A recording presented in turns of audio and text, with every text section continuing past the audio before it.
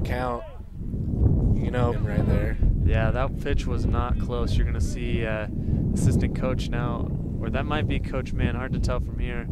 I'm going to come out and speak to Johnny, trying to calm him down a bit. Again, if you're just joining us, we're in the top of the third inning in a 0-0 ball game. Both teams come into this matchup at 4-5 in the conference, right in the middle of the conference, trying to earn a big win for both sides that will set them up to make the conference tournament and potentially earn a home game in that tournament. But got some business to take care of. And on first and second base, up behind, but Jordan on cross. Rake now for the Angels, but it's always good when you can find guys who can get up on the bump and throw strikes, do a good job, and then get in the batter's box and do his job there. So that pitch is inside, so 1-1 count here for Robert Cross.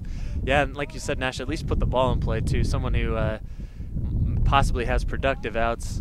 So we'll see if Cross tries to lay down another bunt here with the 1-1 count, and that'll be high. So Soto really, something happening in this inning. Just his release point must be different. Something must be going on because he's losing a little bit of his control that we saw from him in those first two innings. As he gets him to swing through that one, so a 2-2 count now. Soto looking to get the first out here in this inning.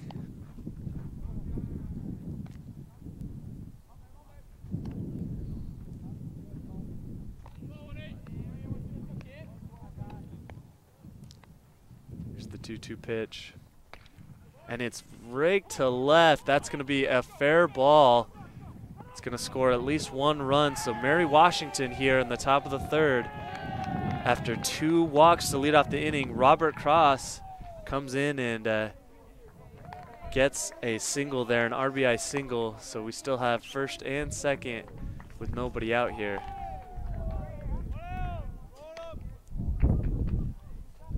if my stats are right, it looks to be that's Robert Cross's first hit of the season. Oh, man. Hasn't got a whole lot of plate appearances, but got his shot today and did his job.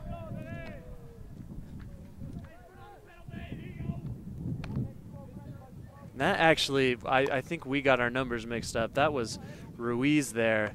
So we'd gone through back to the top of the lineup. That's number 18, Ruiz, who is leading in average with a 379 average coming into this game, who just had provided that single with number 6, Lyons, on base. So now we're seeing number 5, Haig, hit a deep ball that is going to clear the fence and not come back. So Mary Washington taking command in this top half of the third inning, as that's a 3-run blast. Now makes it 4-0, Mary Washington. You know, and if you're Johnny Soto right now, you just gotta brush that off. Those are definitely pitches you just can't hang there, especially for a hitter like that. Just to sit and launch one over center field.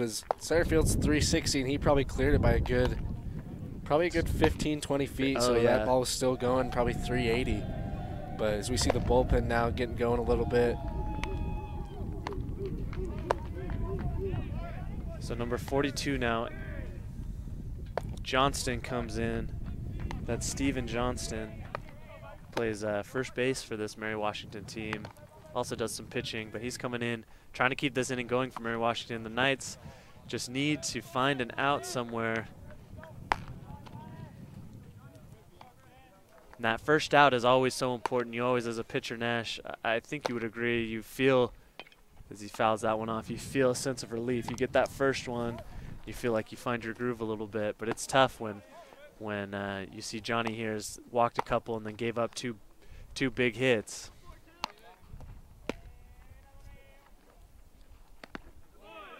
As that pitch is high, so I believe it's a 2-1 count here. Yeah, Johnny just looking to get that second out. Once he gets the second one, you just have that feeling of, okay, just got to do one more. Got to get one more, and then we're done. We can go in, and then it's our turn to start producing. But right now, maybe just struggling a little bit. Now he's back in the windup. So, doing a good job. He's going to walk Steven Johnston there again. So now we're top half of the third. Steven Johnston just took the walk here on first base. In the top of the third, Mary Washington leading 4-0, and actually it was a 0-0 game coming into this half of the inning, Nash. As you're going to see a mound visit from Jordan O'Keefer. Still no outs in the inning, but we're seeing Mary Washington really pour it on at the moment.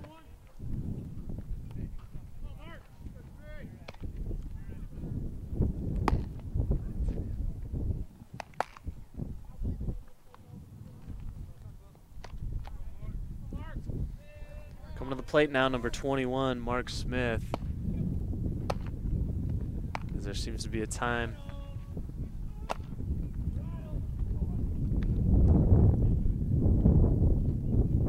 And that's going to be it right now for Johnny Soto as he makes it through 3.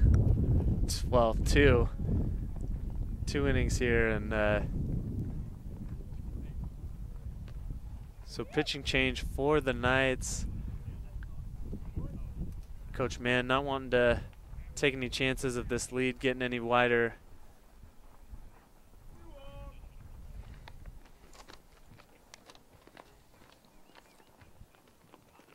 New pitcher coming in, that's Jonathan Hodges. He's a freshman out of Cleveland, Tennessee. He's going to come in, take a few warm-up pitches, get loose, and try to do some damage control here in the third inning. Hodges is a pretty successful pitcher so far for the Knights. He's got that submarine pitch, throws hitters off. He's got a 3.18 ERA, so he's doing really well so far for the Knights this year. Only allowing, he's got 9 strikeouts on the year, only 9 walks. So he's not doing a terrible job. 34 innings pitched with 38 hits. So again, Jonathan Hodges has done his job so far this season, just looking to keep going. Hopefully can carry this team out of this inning so we can go in and hopefully get some more runs on the board for the Knights. The Hodges here inherits a base runner at first.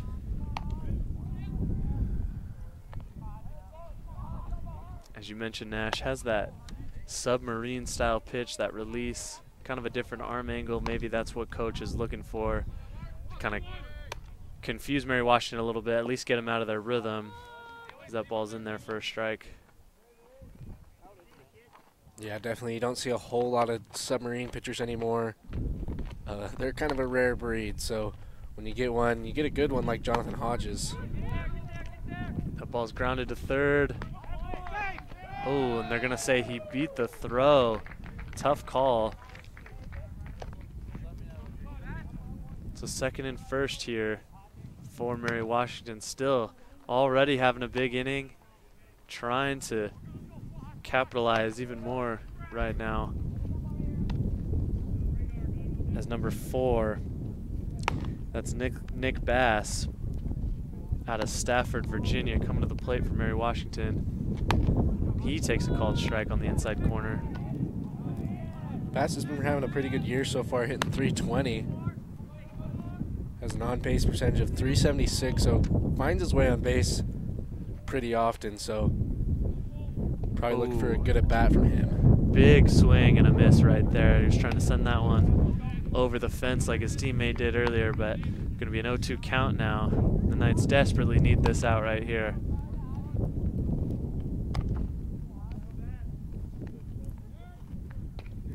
That ball is grounded to Stetson K. He's going to get the force at second.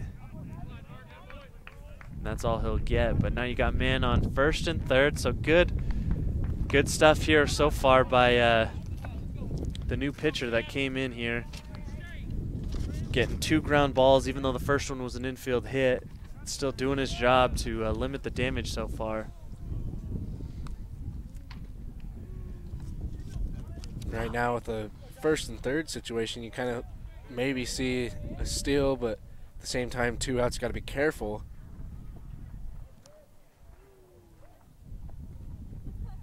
Oh, and that ball is high and it's deep, and that's going to be over the fence. So another 3-run homer, second of the inning here for Mary Washington, and that's going to open this up to a 7-0 lead.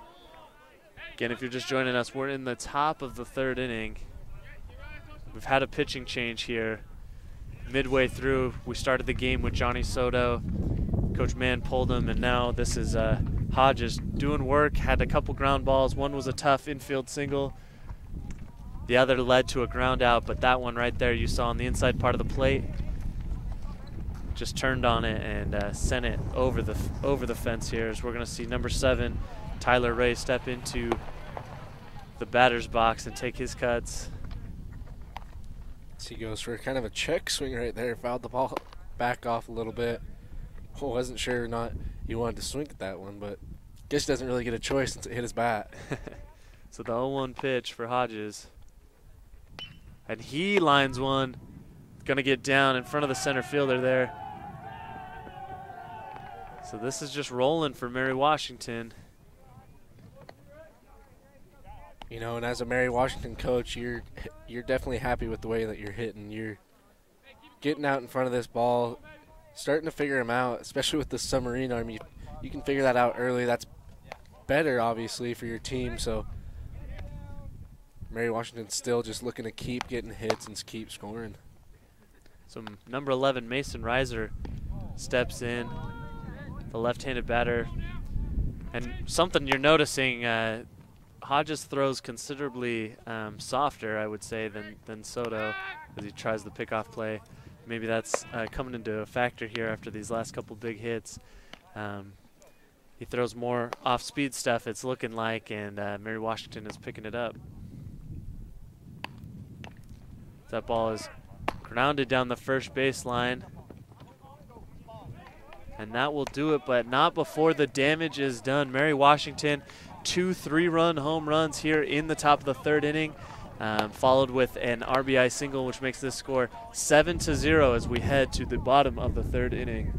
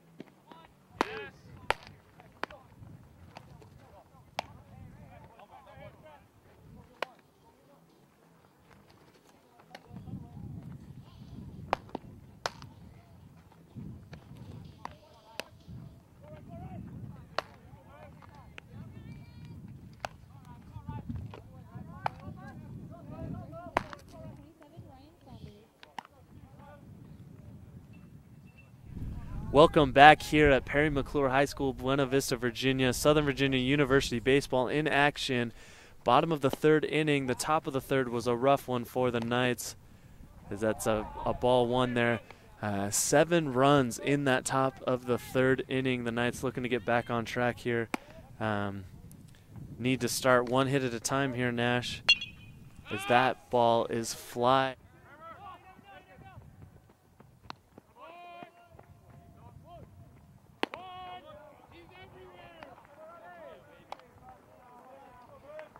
Taking his rip, so now we're going to see a pinch hitter. Normally this is the pitcher spot where we see Johnny Soto, who started the game on the mound for the Knights, was pulled in that third inning. So pinch hitter here trying to do some work.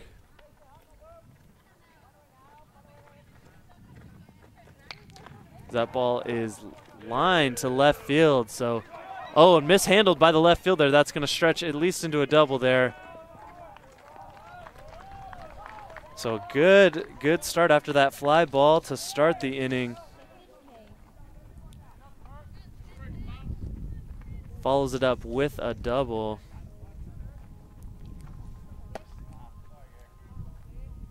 I actually think that's number 33. I think this is the top of the lineup with Christian Layden, or Caleb Layden. Oh, excuse me. The lineup's, I think the lineup's a little messed up that was given to us. Johnny was not pitching today, or not hitting today. Oh, gotcha. That makes, gotcha. Bridger Taylor taking the DH spot for Johnny Soto. Oh, it almost got doubled up there. You're right, Nash. That's why I'm looking at the lineups wrong. So that was Caleb Layden coming up big after Saunders had the fly ball. And you saw Stetson K with the quick line drive there. So 2 away, and now you're going to see Anderson step into the box here and try to do some damage, try to get that first run across for the Knights. Yeah, and as we said before, Anderson doing a pretty good job hitting 354. He's got a 414 on base percentage, so he's kind of a guy you can rely on.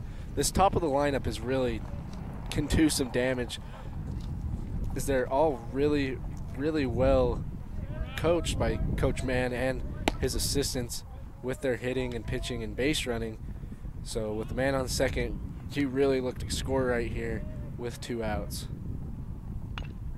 The ball is on the ground there. Tough hop, and he's going to be safe. So good break for the Knights, as it was a ground ball hit fairly well. Chopper to second base, and the hop kind of ate up the second baseman there, which is going to bring Cole Critchfield to the plate, who Cole, number 6, has been a huge part of the Knights' offense this season. We've seen Cole hit walk-off home runs and really do his part at the plate. So really needing a big one from him here right now.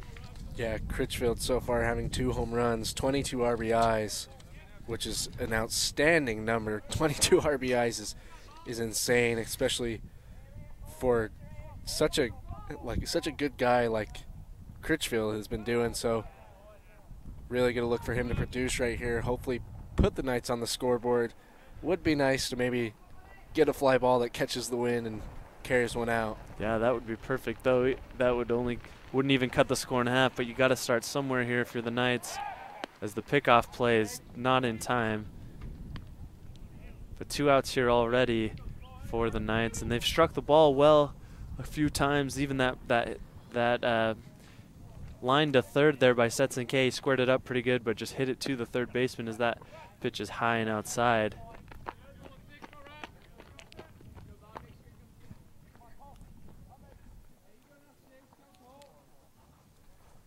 So 2 out and 2 on right now. There's another pickoff play. Won't be in time. It'd be big for Critchfield to get up here and produce an RBI. It'd also be great if he can do that. Bridger Taylor coming up as that ball is fouled back. Bridger Taylor set to hit right behind him, and we saw Bridger in the last inning go lead off ground rule double, almost went out. So Coach Mann and his staff would love to have Bridger hitting with an RBI opportunity. Get him back into this game. Another pickoff play, just keeping an eye on him there. Yeah, Cannon Anderson, a guy you can rely on to steal bases, so he's getting off a little bit with 6 stolen bases so far this year. Cole grounds it up the middle, but the second baseman's going to get it. Step on the second base, so for the 3rd out. So the Knights here hit the ball a little bit, but could not chip away at that lead. That'll do it for the 3rd inning. The score 7-0, Mary Washington on top as we head to the top of the 4th.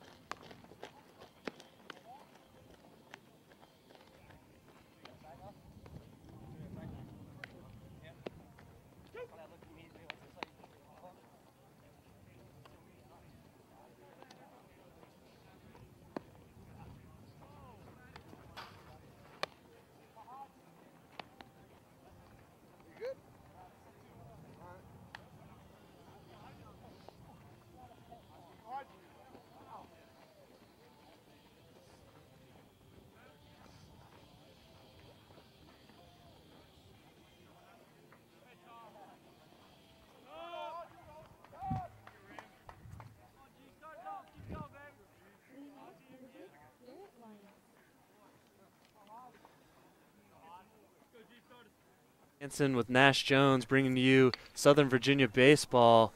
We're in the top of the 4th inning. Mary Washington really had their way in that 3rd inning, putting 7 runs across the board, making our score 7-0 as the Knights are trying to get back into this as that is hit well to center field, left center field, but no problem for the left fielder for the first out.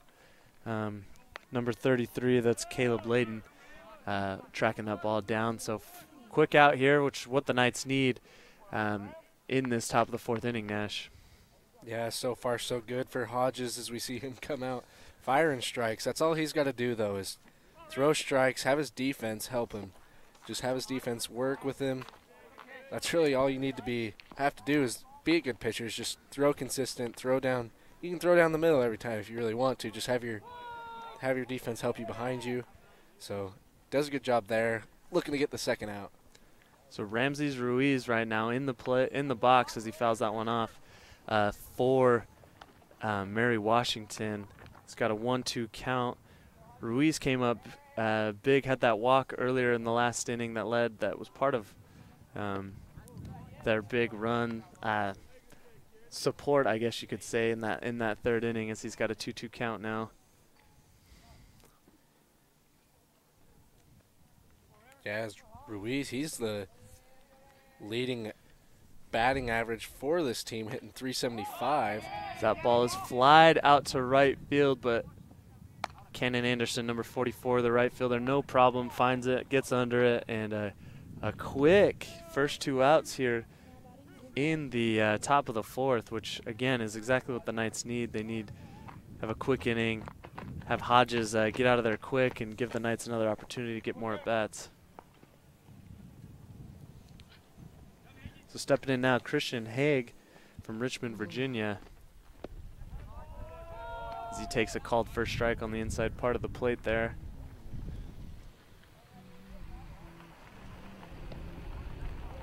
Ooh, and another good pitch, just couldn't find that outside corner there, so 1-1 count.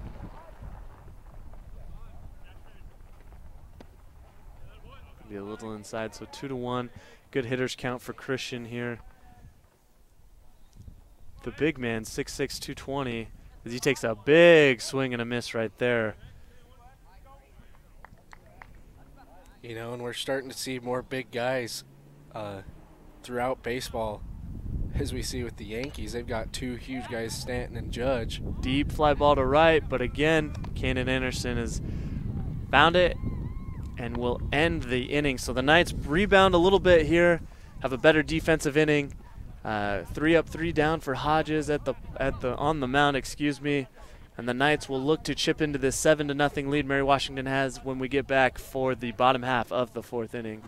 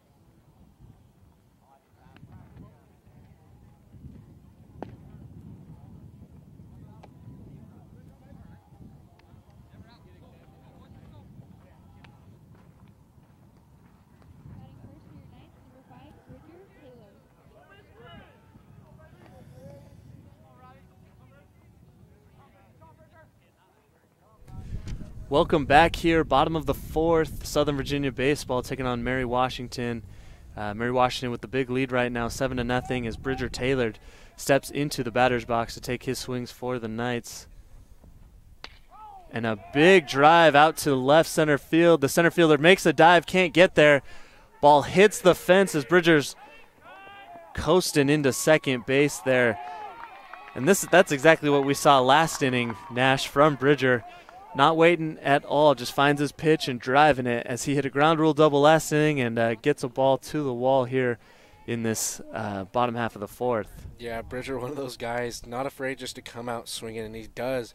So I kind of thought that one was going to be another ground rule double, but still gets a double on it. So that's 2 for 2 for him today with 2 doubles.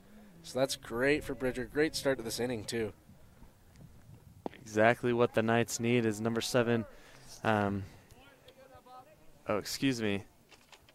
Yeah, number 7 there is stepping into the plate.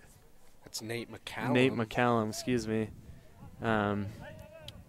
He's going to try and get Bridger home. No outs here in the bottom of the fourth. Going back to Bridger. Bridger is quite the athlete, Nash. You and I know him pretty well. Played football with him this past season and plays quarterback, believe it or not. And is one of a pretty good quarterback, Pretty good quarterback, to say the least. So dual sport athlete here at Southern Virginia. As that ball is high, good at bat by McCallum. Yeah, Bridger just wasn't. He was more of a. He's a throwing quarterback. Was kind of an odd man out in the triple option offense, but we saw him on scout offense run against our defense, and he really put the work on our defense. He's just dicing them up every practice. He really made that defense work, and it was fun to play with him on scout. I was with him, and it was fun to watch what he does. And this next season coming up with a new coach, Ed Mulitalos, he was just announced last week as the new head coach. Coach Joe DuPay left to go back to Navy, so the triple option is now leaving Southern Virginia, is what is being told. So hopefully Bridger is more incorporated into this offense next year and can maybe have a great year as he did his senior year of high school. Yeah. Oh, as Jordan Kiefer steps in, takes that high ball that was kind of up around the head area. Yeah, big news for Southern Virginia. Super Bowl winning player, Coach Ed Mulitalo with the Ravens, now the head coach for Southern Virginia. As that ball is high as well. So big things happening out here at Southern Virginia in all the sports programs. And like you mentioned, it'd be interesting to see what happens with those guys like Bridger, who weren't the best system fit, but better fit now. Coach Mulitalo doing a good job. And you, of course, Nash, you will be playing again in the fall. So yeah, I'm pretty excited about that, especially with a new offense coming in. So it'll be exciting. It's going to be something new. It's going to be a good fit, though. Coach Ed been here for a couple years, and as we've seen, I mean, he loves Bridger too. Yeah, like he saw what Bridger can do to a defense, and so I won't be surprised if he works Bridger in more. But this upcoming season going to be a huge one for Southern Virginia, and then the season after that even going to be even bigger as we move into the ODAC, certainly out of the NJAC to kind of a more, I would say, level playing field, as these NJAC schools are ginormous. Well, it's pretty big in location-wise. You and me, Nash, driving 6-7 hours every week to go to a game out in New Jersey.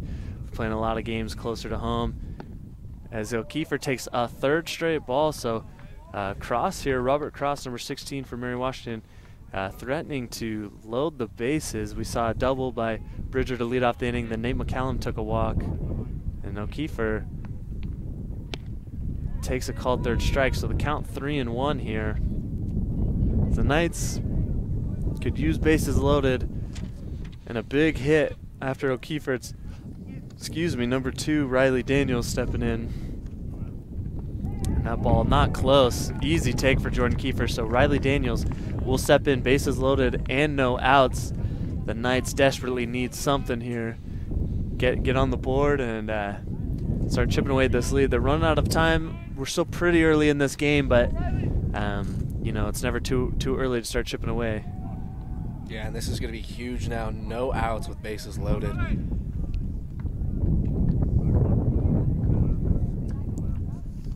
Seth, you know I love those long bus rides with you, though. Yeah, they weren't bad, man. They weren't bad. It's fun. It was fun to see New Jersey. It was fun. We got to stop in Philadelphia that time. We saw a lot of cool things. And unfortunately, I will no longer be around. I'm moving on. I'm graduating. Never thought this day would come, Nash, but it is. So you'll have to carry the team without me. It's okay. Now maybe I'll get some playing time. Oh, as that ball is taken for a strike. Daniels trying to come up huge with the bases loaded, no outs. Even a deep fly ball would help out his team right here. Robert Cross trying to keep the Knights off the board. Big swing and a miss by Daniels. So he's got 2 strikes on him now. Daniels looking for that grand slam ball right there. That was a huge hack. Yeah, looking that grand salami would certainly help them out at this point. Another big swing, and that's going to be strike 3. So Daniels not able to get it done. They're going to look to Ryan Saunders, who in his last at bat made good contact, but ultimately was a fly ball. Wasn't much that came from it.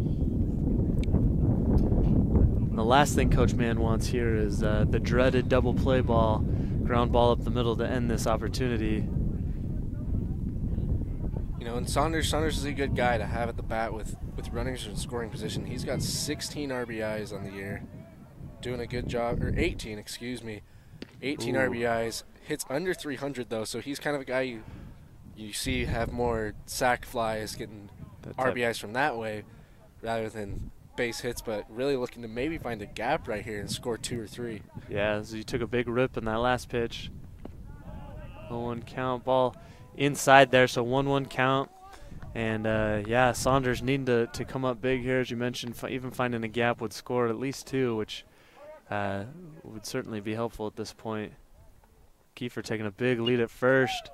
Big hack, but fouled back behind the plate.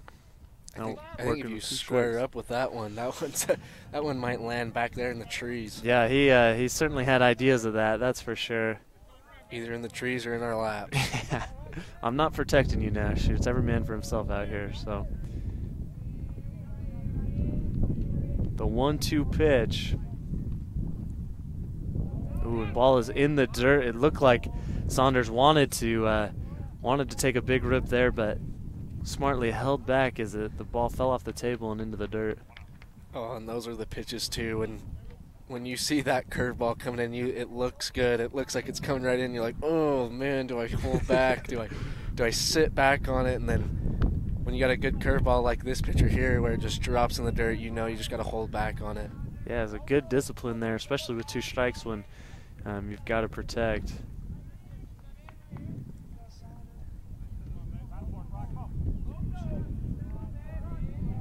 Outfield playing pretty deep here.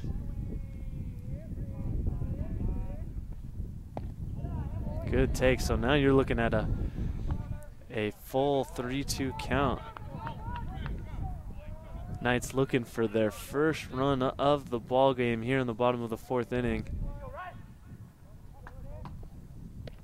And a big swing and a miss. So Robert Cross, the pitcher for Mary Washington, after getting into a little trouble, double to open the inning for Bridger Taylor, then walking the next 2 guys, has gone on to strike out the next 2 batters. So the Knights don't want to waste this opportunity, don't want to leave the bases loaded. And as you're going to see Caleb Layden step in here, number 33, playing left field for the Knights today. Yeah, back at the top of the lineup now for the Knights.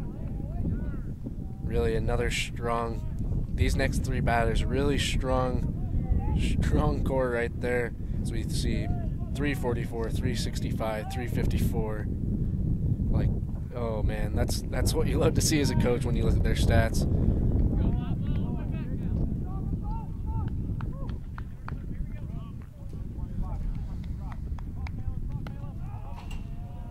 It's a big spot for Layden here, trying to help his team out.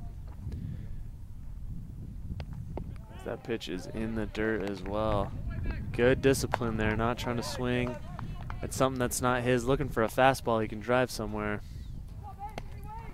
Cross, such a good pitcher, has such a good curveball.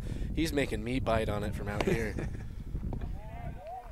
In the dirt again, so that will do it. That'll be the first run for the Knights. Is a good at bat by Caleb Layden there. Earns the walk with the bases loaded. So Knights finally on the board. We got a 7-1 score in favor of Mary Washington, the Eagles, in the bottom half of the 4th inning. There's 2 outs here, but the Knights still have an opportunity to get something going and do a little damage here. This is Stetson K, number 3, playing second base for the Knights. He's going to step in and take his hacks. Stetson has 8 RBIs so far. You know, and I've seen Stetson play in high school, and I've seen him play a couple games here. He does a really good job in these kind of situations, though. You know, bases loaded, 2 outs. Gonna look to find a gap as he... right to the third baseman, or shortstop, excuse me, and on the first pitch. And looked like he had a good approach there, Nash, like you were saying, but just couldn't find a hole in the infield, hit it right to him. And that will do it for the 4th inning. The Knights finally get a run. Unfortunately, couldn't get more with that bases loaded opportunity, but the score 7-1 as we head into the top of the 5th inning.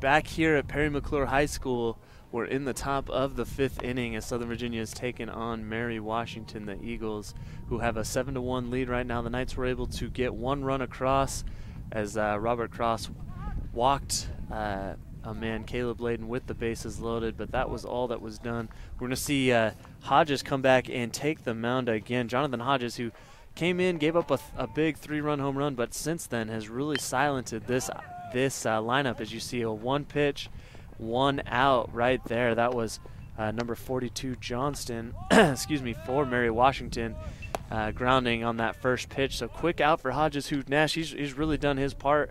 You know, he took a minute to settle in, gave up that big home run, but since then has really done his job. Yeah, did a really good job so far. 1 pitch. Oh, looked for the second pitch, but would have been nice to go 1, 2, 3 pitches on a 1, 2, 3 inning, but yeah, you know, coming out throwing strikes early, so doing a good job so far. Hopefully he can keep it up. Mark Smith, number 21, as he hits a deep fly ball to left field, and that's going to be over. So just as I was talking about how well Hodges has been pitching, I must have jinxed him there. He gives up his 2nd home run of the game. That one a solo shot for Mark Smith.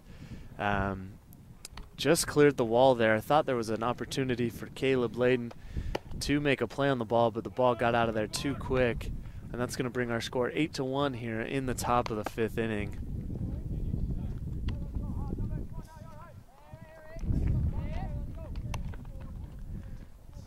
So number 4, Nick Bass for Mary Washington, steps in. As Hodges tries to rebound here. Has 1 out, went first pitch, ground out. And then Mark Smith stepped in and hit a big fly over the left field fence.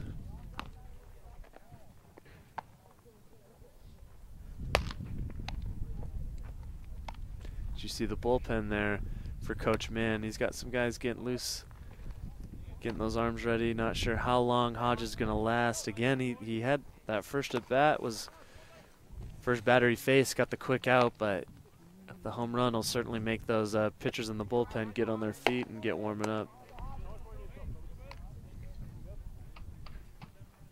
Hodges going to look to get in his groove, hopefully, with this at bat, as he got 1 strike on him.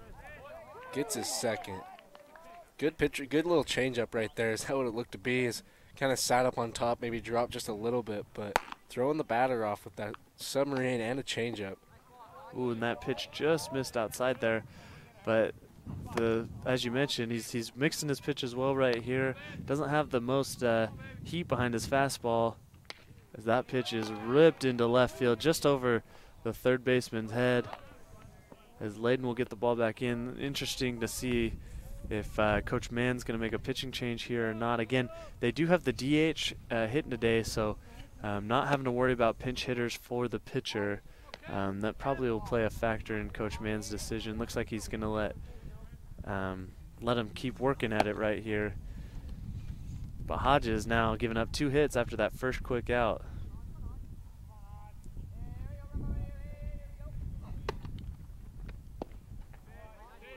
That pitch just misses, excuse me, low and outside.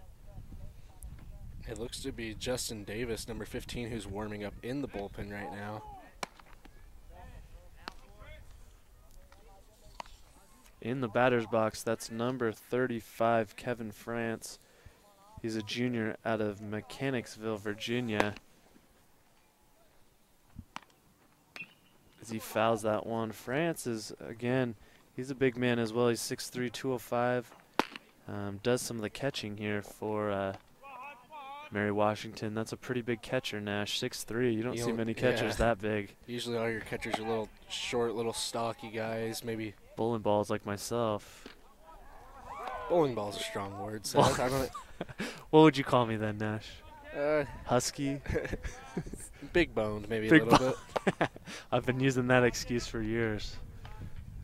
Do you see Hodges with the pickoff play? I certainly wasn't the baseball player you were, Nash. We all know about your fame in Wasatch High School. And you went to Wasatch, right? Wasatch High School, represent. Didn't make the playoffs, but it's okay. As France with a big fly ball, line drive, but caught by Caleb Layden. As he gets that in. Nice play by Layden there. As that ball looked like it might have had a chance. Again, these fences aren't super high out here at Perry McClure, but he was able to snag it. It was certainly a line drive, not a pop fly, as he records the second out. Good defensive play there.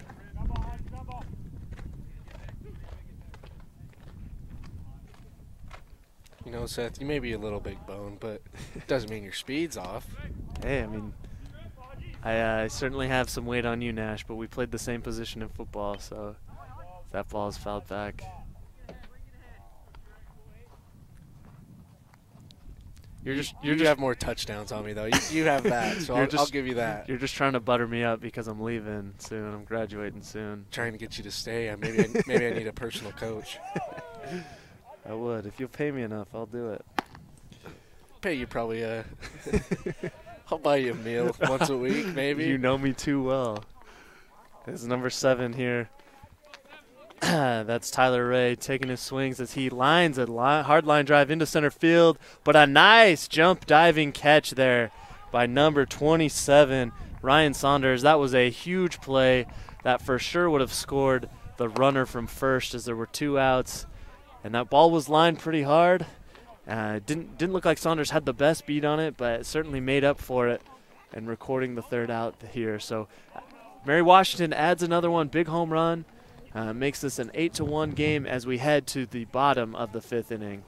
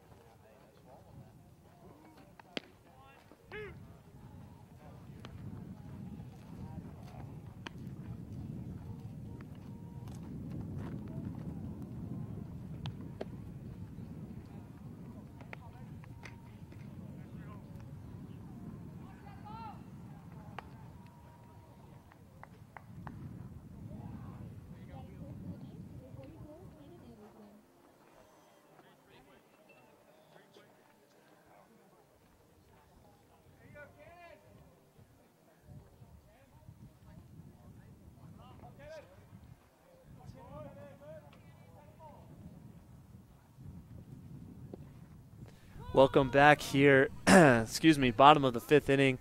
Southern Virginia, Mary Washington with the 8-1 lead. Southern Virginia trying to get back in this. You saw Cannon Anderson here in the batter's box. now down 0-2. Robert Price really done a great job for Mary Washington. Got in a little trouble last inning, had a couple walks after the double by Bridger Taylor, but struck out the next two and limited it to just one run. As you see, Anderson grounds it to second base. Routine out there for Mary Washington. So Cole Critchfield now going to step in and try to get something going. It looked like their best opportunity might have been last inning. They had bases loaded, no outs at one point.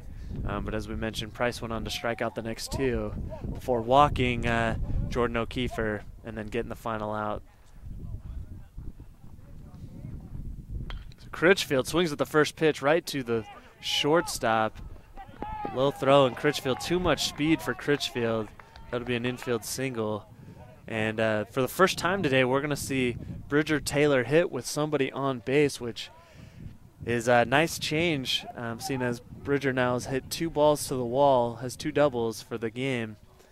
And yeah, and we see this outfield move too. They know what Bridger's done so far, so they're going to scoot back a little bit. Going to keep the ball in front. Maybe Bridger can find a gap, hopefully again, and maybe score Critchfield from first. Certainly, Critchfield with so much speed can have a good opportunity here. If Bridger can do anything like he has in his first 2 at-bats, going to have a good opportunity to guy who's a threat on the bases too. We might see him still, maybe not with Bridger at the plate right now. Going to look just to maybe move him, but this is a pretty good combination right now with Critchfield on first and Bridger at the plate.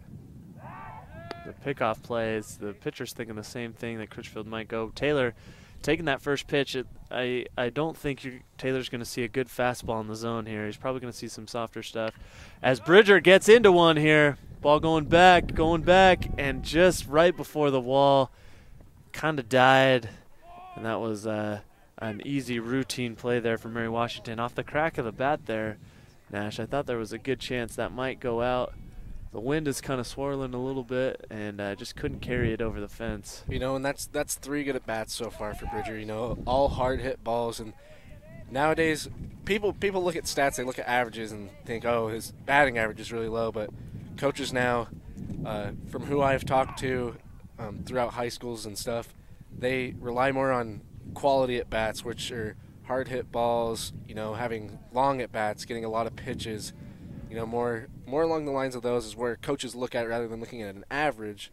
So another QAB, you would call it, for Bridger right there, hard hit ball. Certainly squared it up and had a good opportunity there.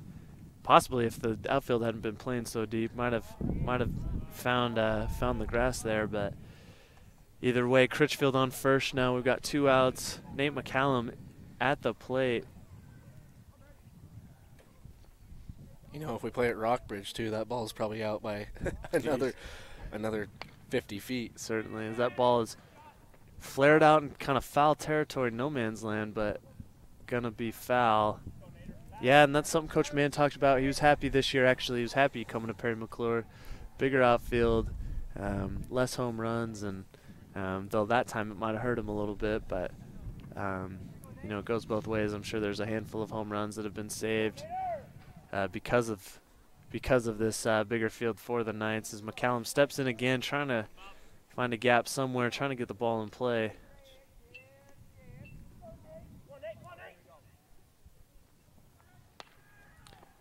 And he fouls one off again to the left side. So if you're just joining us here, we're in the bottom of the 5th, 2 outs. Mary Washington with the big 7-run lead. They had a big 3rd inning. A 7-run 3rd inning where we saw a pitching change, 2 3-run home runs that really gave him this lead. As McCallum strikes out swinging there, so couldn't do anything with that Critchfield single. We're going to head to the top of the 6th inning. Mary Washington still with the big lead, 8-1, heading into the top of the 6th.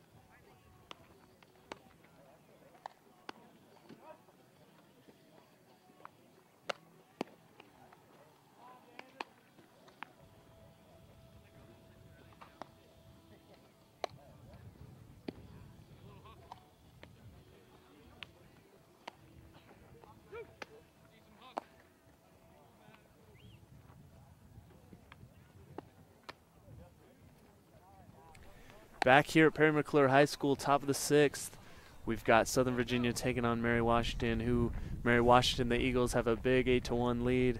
The Knights have a new pitcher on the mound. That's going to be number 15, Justin Davis, the freshman out of Riverton, Utah, 6 foot, 170-pound right-handed pitcher. So Knights trying to still limit the damage, trying to keep this, not let any more runs get across for Mary Washington, have a chance to get back in this, but running out of time here, Nash. We're already in the top of the 6th inning. You know, and this is a good move by Coach Mann going from Hodges to Davis. Davis got a little more heat on his ball. Ball grounded up the middle there, right to Stetson K, the second baseman. So quick out, good work there by 15, Justin Davis. We were just talking, Nash. MLB has started. Your Yankees really got it. Oh, got a butt whipping last night on national TV, no less. You know, I respect the Red Sox organization. They're off to a good start, but you know, you play 186 games a year, something like that. Not really. It's 162, but won't fault you. Close, who's counting, close, right? Close. I was just throwing a number out there. Good time of the year. A lot of good baseball. We got a good game going on right now. Knights trying to get back in it as that is a swing and a miss. Pitch in the dirt. Good pitch there. Davis getting him to go. Davis again is a freshman. Looking pretty promising for Coach Mann going forward. Freshman out of Riverton, Utah. But as I was saying before, going from Hodges to Davis got a little more heat on his ball coming out here to right field, but you know, where Hodges is a little slower, he has the sidearm, he throws more off speed and fools with the batter that way, so when the batter's coming up, they don't really know what they're going to expect. They get in the box and get one blown past them. So good move so far by Coach Mann, 2 outs. Davis makes quick work of these first 2 batters here. That ball was flared out to right field. Easy money for Cannon Anderson there in the right field there. So 2 outs, nobody on. Davis trying to go 1-2-3 inning. There's another swing and a miss. So that pitch getting low in the dirt. That's number 18, Ruiz, who's leading, Ramsey Ruiz leading the Mary Washington Eagles in batting average this year, but was fooled on that pitch. As he's going to ring up Ruiz, so quickest inning for the Knights defensively. Quick 1-2-3 work by Justin Davis, the freshman. Score still 8-1, heading to the bottom of the 6th inning.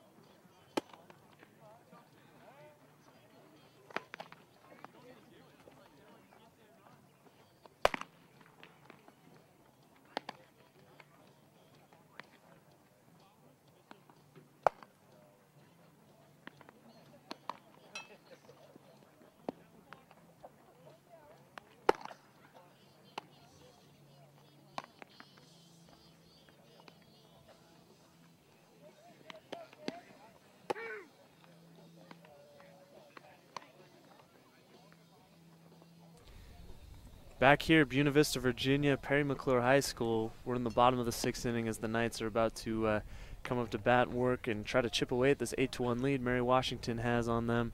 Again, they had that big 3rd inning, 7 runs across the board. Have only been able to put 1 more across since then. But the Knights have just not had their bats going today. They've had some big hits, Bridger Taylor with a couple doubles, but they've scattered those hits, haven't been in succession, leading to our 8-1 scores. Jordan O'Keefer's going to step in right now for the Knights. The big man doing the catching work behind the plate as he takes a called first strike. Robert Cross, number 16 for Mary Washington, still on the mound here in the 6th inning, doing real good work as he gets strike 2. Cross only had the 1 inning where he had a few walks, ended up walking walking Caleb Layden with the bases loaded. That's their only run, but certainly the only damage done so far. Pretty good as that ball is high. Yeah, Cross going into the 6th inning so far. You know, you don't see a lot of coaches leave their pitcher out there for this long, but you know, when you're doing as good a job as Cross, you're gonna put your trust in him, see what he can do. Kiefer lines that ball. I lost it there for a second, but lines it. Nice hard ground ball. Finds its way into left field. So that's good to see from the big man to start the inning. It's always something about getting that first base runner on base with no outs that feels good. Feels like gives you some momentum as the catcher here. Just reassures Cross he's doing all right. And now stepping in to the batter's box, we're going to see Riley Daniels. As I pull it up now, it looks at Robert Cross has 76 total pitches so far in this game, so starting to rack them up. You know, you might see Mary Washington go to switch as we see, I think in the bullpen, just a little bit of throwing, not too much, just kind of playing catch. You see Daniels take that ball low for ball 1. Swing and a foul back there.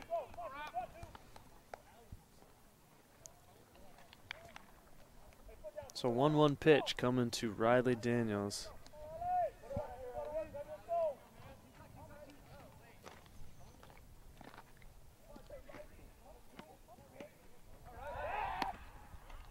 And that was a close one. Nice pickoff play by Cross, and Jordan O'Keefe at first had a decent lead. Jordan not the swiftest of foot out there, being a little aggressive as that ball is just tipped back foul to stay alive for Daniels.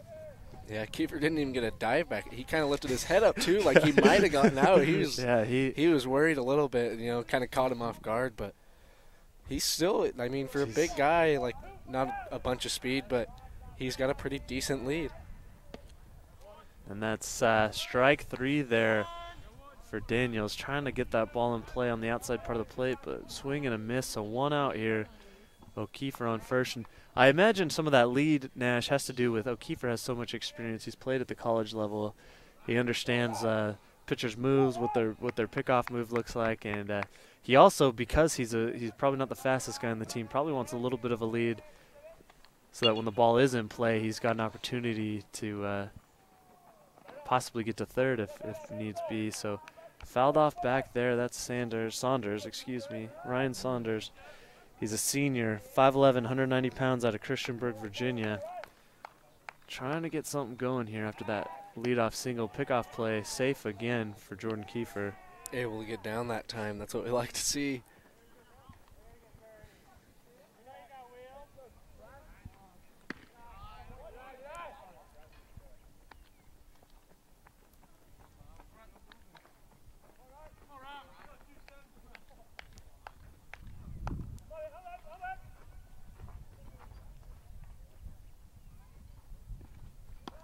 That pitch is high, so having a good at bat here for Saunders.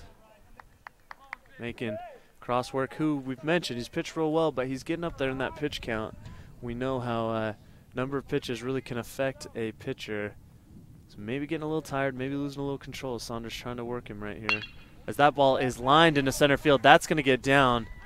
O'Keefe is going to stop and go to 2. Now they'll throw to second base, but he is back in time. O'Keefe there took a big look at third base. He wanted it, but aggressive base running right there. Aggressive base running, to say the least.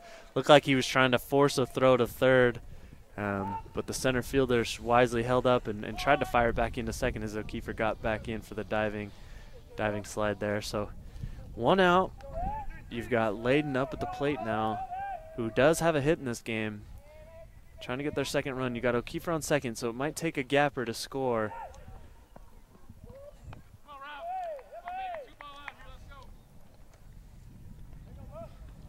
It's starting to cool off out here a little bit, Nash. It was pretty toasty when we got out here. Now the wind's picked up and sun hiding behind those clouds. Might have to put my hands in my pockets. They're getting cold. That ball is outside for Layden.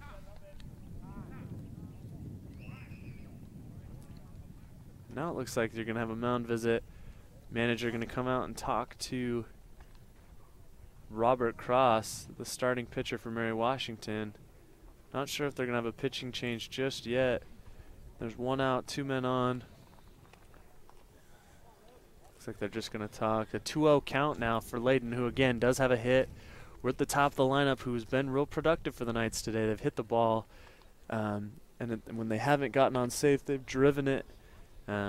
Just haven't always found a gap or the spot on the field to be a hit, but some good at bats, and the Knights with an opportunity here to kind of get back into this one. They're running out a little time. We're in the bottom of the 6th. You know, and Mary Washington coach probably asking Cross right now, you know, how's your arm feeling? You think you can finish out this inning? He's racked up 84 pitches, 4 strikeouts, 3 walks. So really just looking to see how he's doing, how he's feeling, if he can go try and finish this inning out with 1 out. You know, depends on how these next at-bats go. You see, and maybe then they'll make the decision whether or not to switch. We see the bullpen, though, getting warmed up. So I figure in the next inning, though, there will be a switch, most likely, but Cross doing good so far. And given the score, this might be, if this was a 1-run game, this might be where the manager does take him out no matter what. But given the big 7-run lead Cross has, and he's kind of earned it to keep going for how well he's pitched, he's going to let him resume here and try to get these next 2 outs. This is a 2-0 count now for Saunders. Ryan Saunders trying to do some work now.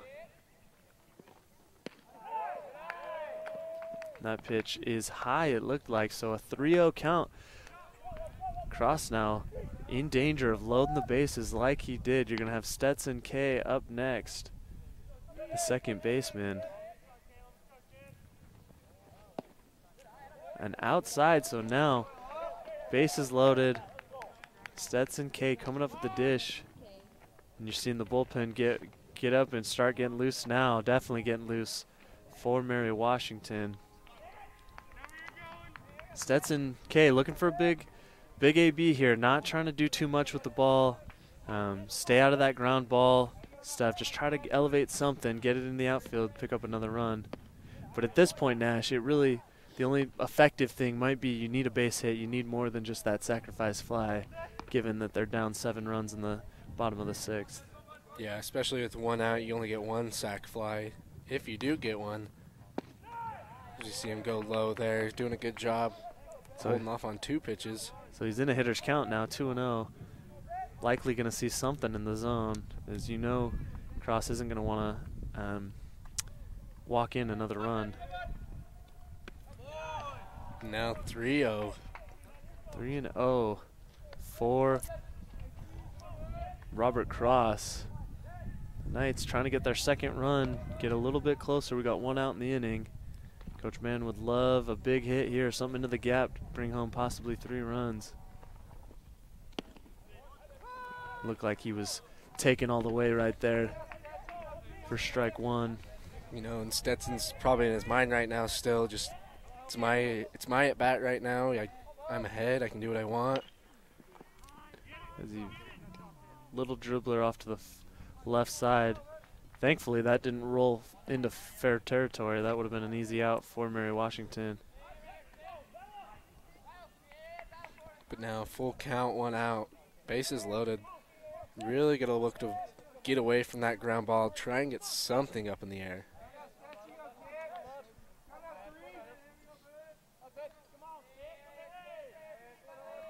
Cross 3-2 pitch. Stetson fights that one off. Kind of an emergency hack there just to stay alive, so good work.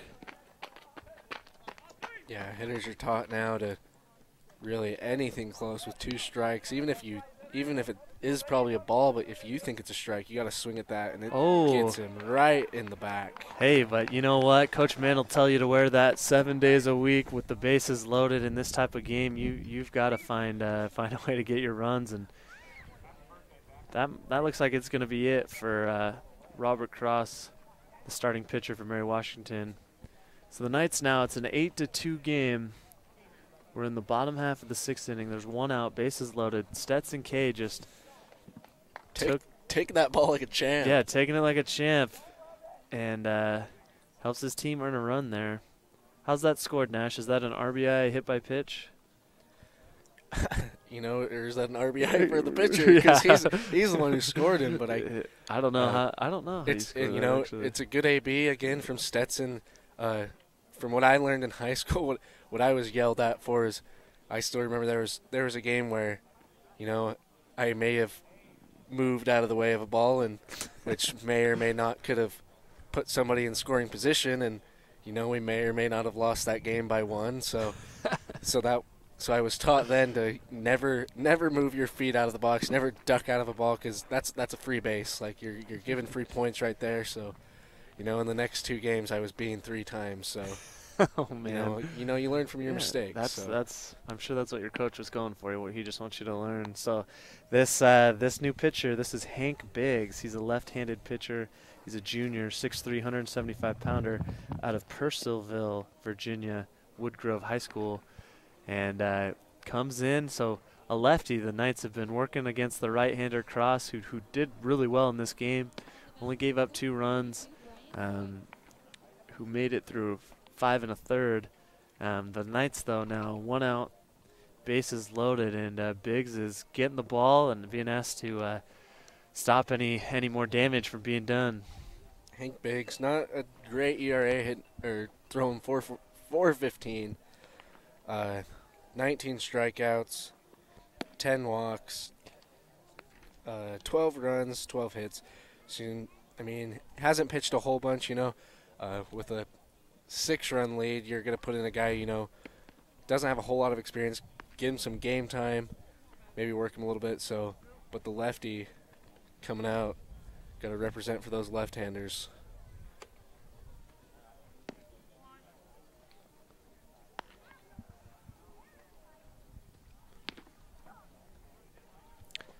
So we got a little break in the action. Nash, who's your NBA MVP? I'm sure all those sports fans out there, they want to know. They want to know from Nash Jones, who would you give it to? You better hurry, because we're about to resume play. I honestly think it's James Harden. You know, he's had a pretty fantastic year. You know, everybody's going to say LeBron. I mean, LeBron's one of, like, if not one of the greatest players to ever play, but, you know, Harden's had a phenomenal season. Probably should have had the MVP last year, too. His team was a lot better than the Thunder, but, you know, I'm giving it to Harden. All right. Well, you heard it here, ladies and gentlemen. Breaking news. Rookie of the year, though, Donovan Mitchell. Yeah, I knew you were going to say that. That's all right. So bases loaded, 1 out. Big spot here for the Knights. This is Cannon Anderson stepping into the batter's box. Takes a big rip and a foul ball. Again, if you're just joining us, 8-2 your score. Mary Washington leads big after a big third inning where they scored 7 runs. We just had a pitching change. Robert Cross did some good work through 5 1/3, only giving up 2 runs, and now Hank Biggs, the left-hander, in trying to do some damage control with bases loaded and 1 out. That's a strike, so 0-2 count now for the big man, Cannon Anderson. Got Cole Critchfield on deck, and I think Coach Mann doesn't want to strike out, but he would take a strikeout over a ground ball here, Nash. As that pitch is wide. And anytime you can have Cole Critchfield get up to the plate with the bases juiced, that's always a good thing. But Cannon Anderson trying to do his part now. His at bat. You know, and Cannon, he's such a good hitter. I mean, slugging percentage, he's at .620, so really a big time hitter right there. And he's hitting .354, so really another guy you'd like to see at the plate with bases loaded. May get you back in this game right here. The 2-2 pitch. That ball is a little fly ball there in the infield. Easy money there for the shortstop for Mary Washington. So not deep enough to tag the runner at third, though. Again, we've talked that was certainly a better scenario, better situation or outcome than a ground ball that would have ended the inning with the double play. So you got 2 outs now, and Cole Critchfield at the dish, bases loaded, as he's going to try and do some work. He hasn't had the best game at the plate here today, but in a big spot. Good opportunity for him as that ball is high and inside. It takes for ball one. Yeah, go look to find one of these gaps as both outfielders kind of playing close to their lines. You see the left fielder really over in left field, so maybe he can push one right at the 360 sign, score 3, and then get Bridger Taylor up and hopefully get another big hit from him. And Bridger has been stroking the ball today. 2 doubles and then a deep fly that we thought was going to be out deep center field, but just stayed in the yard. It was probably about I would bet probably a 356 hit. It was only about 4 or 5 feet from the fence, so. Certainly, yeah.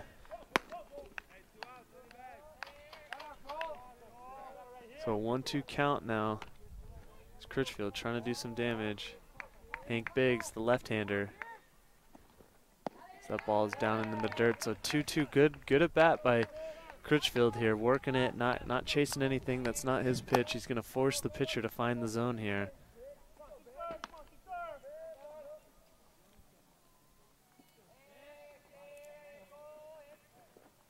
Critchfield puts the ball in play, but up the middle, right to the second baseman. Just how the last time they had bases loaded. Same exact scenario, hit it to the second baseman. He steps on second for the easy out. So the Knights, they pick up another run here, but it's getting a little late. We're in the, just finishing the bottom of the 6th, heading to the top of the 7th. Mary Washington leads your Southern Virginia Knights 8-2.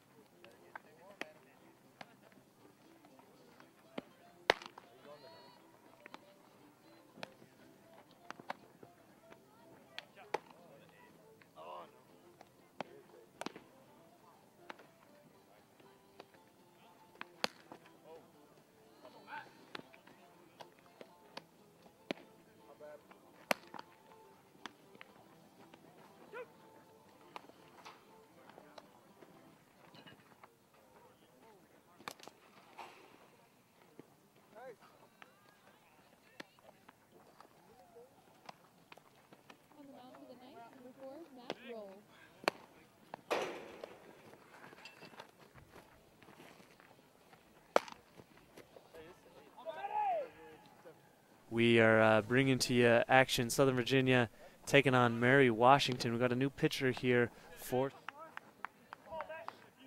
Meridian, Idaho, pitched at Rocky Mountain High School, and he's trying to come in and just kind of get some work in here as this big 6-run lead for Mary Washington. The Knights were able, Nash, as that ball's fouled off, they were able to pick up another run there in the bottom of the 6th, but still a 6-run lead, running out of time, and they're hoping here that they can keep this to a 6-run lead. The 0-1 pitch. That ball is lifted into deep center, and that one is well over the fence. A big home run for Mary Washington. That one was number 5, Christian Haig, sophomore out of Richmond, Virginia, and that's the 4th home run now this pitching staff has given up. We saw 2 3-run shots in that big 3rd inning that they had. We saw a solo shot by Mark Smith, number 21, and then that one right there by Christian Haig. So this is going to be a 9-2 game, and just as I was saying, they were trying to hope that they were going to keep this close. Another big home run, so not exactly what the Knights were hoping for. Matt Roll, not the start he wanted here, as you're going to see number 42, Steven Johnson, get into the box here. And there was no real doubt about that one off the bat. It was pretty strong. We kind of knew it was going to be out. As that one as well, that one's big, and that one is going to be gone. Almost identical spot. That one by Johnston, Steven Johnson, number 42. So the 5th home run now that we've seen by Mary Washington in this game. 2 solo shots in this inning, making it a 10-2 lead. Really, this team just kind of taking batting practice is what those kind of hits kind of look like. Just raking those balls, just getting them squared up in the bat. And certainly, certainly not what Coach Mann was hoping for.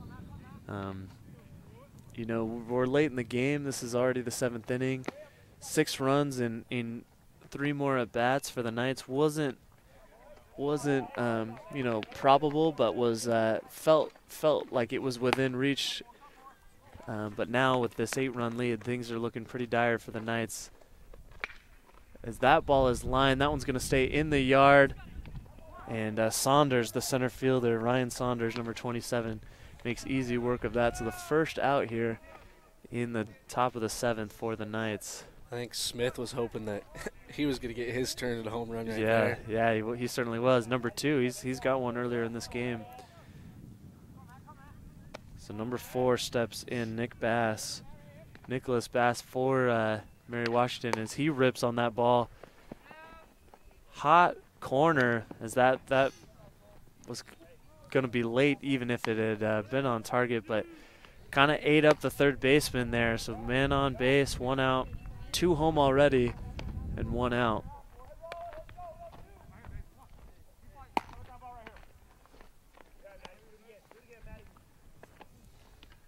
So we see that bullpen warming up again. Can't seem to figure out that number, but you know, we might see another change here for Southern Virginia if this hitting streak keeps going for them. Certainly, you got Kevin France now is in the batter's box, taking his swings against Matt Roll, number 4 for the Knights. The Knights today taking on Mary Washington, obviously. After this, they will head this Saturday, play a doubleheader against Wesley, which is big for the Knights. Wesley doesn't have a conference win yet. The Knights really, if they want to keep in this tournament race, they need to win both of those games and take care of business out in Delaware, as those games will start at noon and at 3 p.m. Eastern time this Saturday. And Knights need to do some work here. I'm interested to see how Coach Lamb will handle the bullpen, knowing, I mean, they don't pitch. They won't have an opportunity to play again until Saturday, so should have some good rest for some of those relief pitchers. And Matt Roll trying to get out of this inning here. It's a swing and a miss, pitch in the dirt. Kevin France couldn't hold back on that one, and that is going to be a strikeout for Roll, his first. So 2 outs now after the 2 back-to-back home runs for Roll. Trying to get this 3rd out. Just a little Southern Virginia update. The softball team playing at Mary Baldwin, as they just went 5 innings as they beat Mary Baldwin 12-4. So Mercy ruled through 5 innings. We saw a couple days ago, or yesterday, they traveled to Trinity in D.C., where they threw not 1 but 2 no-hitters. Oh, my goodness. The first game came from Meg Harmon. She threw actually a perfect game. And then the next game coming in with a no-hitter. So awesome so far from our softball team, who have really struggled the past couple of years, but really picked it up this year so far. Yeah, the new head coach now for Southern Virginia softball, that is Tiffany Pendleton, who was the assistant last year and now is taken over, and they've been cruising.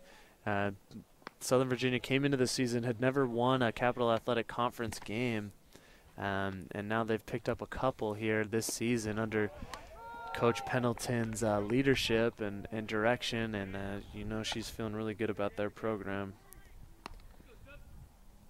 Yeah, as you look at this, the softball team won 24-0 the first game, and then played a second game, won 16-0. Goodness. So really their bats were on fire yesterday, doing a good job. Meg Harmon, she had,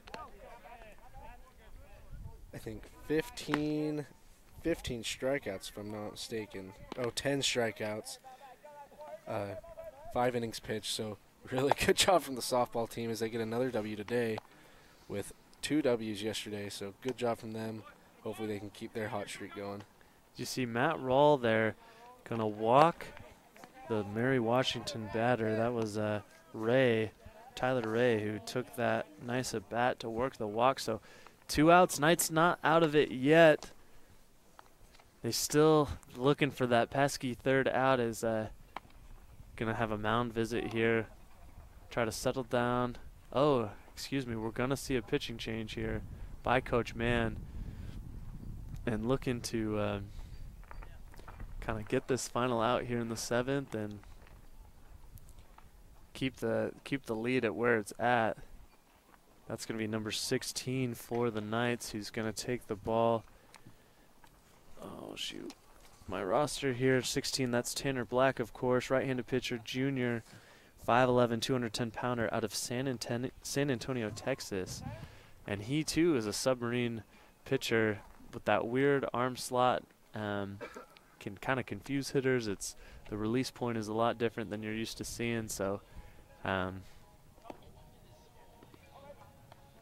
trying to get this final out here, hopefully a ground ball or something easy, whatever he can to get the Knights back up to the plate. Yeah, Coach Mann really did his recruiting this last summer. You know, got a couple guys who can throw submarine pretty well. So, you know, it's good to have these kind of guys. As we see Tanner's really a true submarine, where Hodge is more of a sidearm submarine. We see Tanner getting low and he starts. It's almost like a softball pitch just coming under and able to get it going. Throws a little harder, so hopefully we can see him do some work here in the 7th inning. Yeah, he doesn't really wind up. He kind of just whips that arm there. Good arm whip to snap the ball in there. So Tanner Black stepping in, trying to do some damage control. Up to the plate is Mason Reiser, number 11, who's got a man in scoring position with 2 outs as he rips a ball, but it's going to die out there right to the left fielder, and that's going to do it. Thankfully for Coach Mann and this Knights team, that ball didn't carry. It kind of hit the wind up there and died, and so the Knights now looking at an 8-run deficit. The score is 10-2 as we head to the bottom of the 7th inning.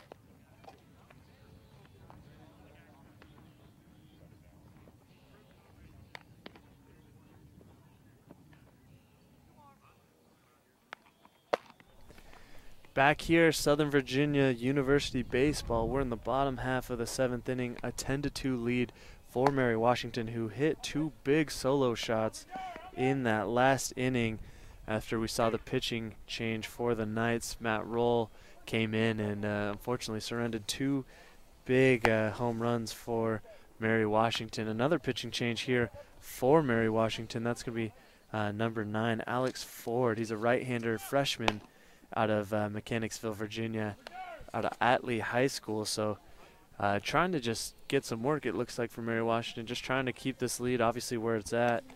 Mary Washington sitting pretty comfortable. As we're going to see Bridger Taylor again get up to bat with nobody on. He's got 2 doubles and then hit one basically to the wall. So Coach Mann hoping Bridger will keep that going. Yeah, really going to look for another big hit from Bridger coming into his 4th at bat. We've seen 2 big-time doubles, 1 big-time fly out, I guess you'd call, but, you know. Looked like it was going over the fence. It really did. Kind of just died out there.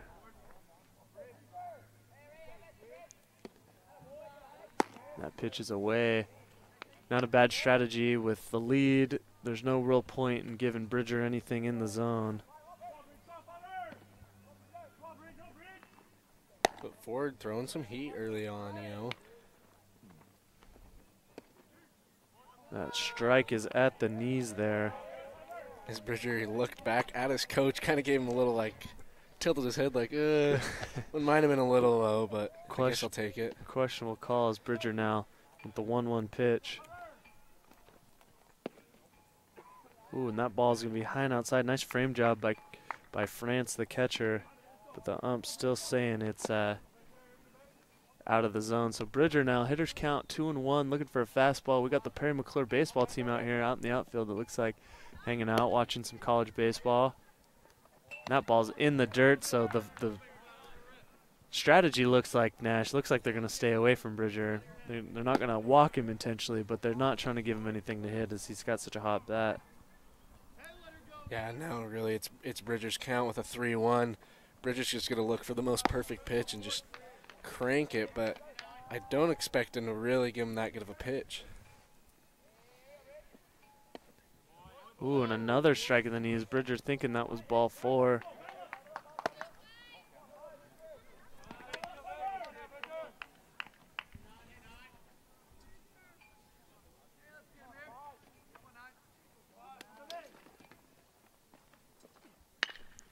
Bridger lines it. Oh, hard ground ball up the middle. Kind of ate up that second baseman a little bit.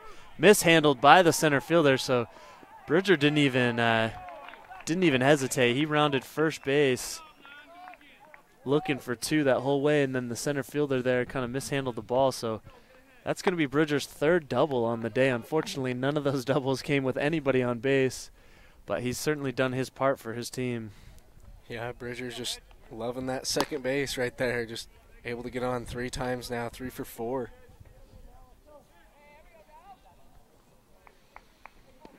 So the night's not going away quietly. We're in the bottom of the 7th here.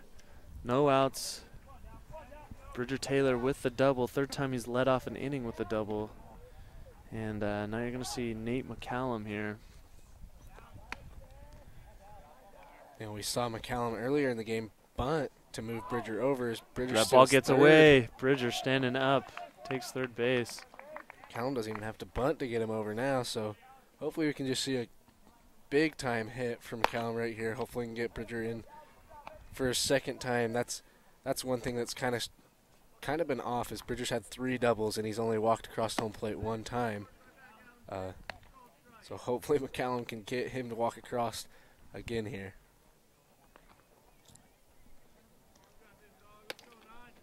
So the 1-0 pitch coming to McCallum.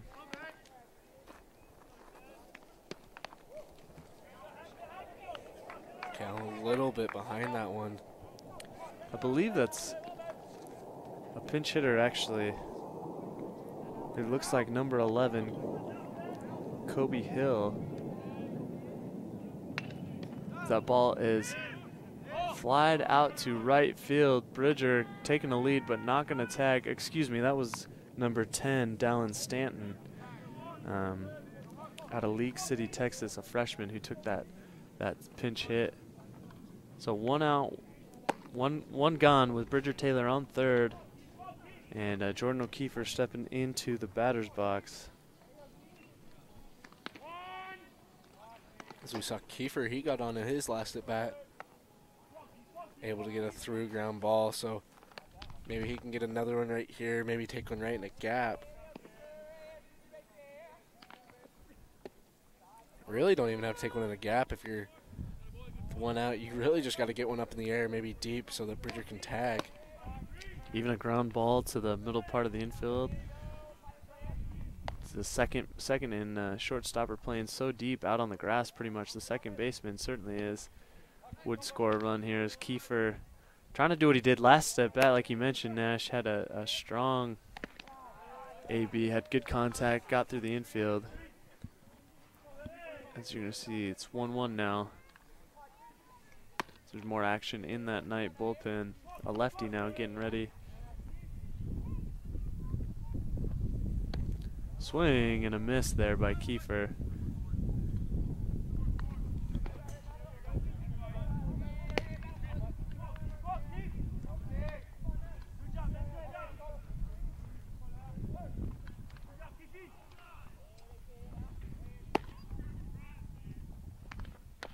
Pitching. Kiefer staying alive, fouls that one off.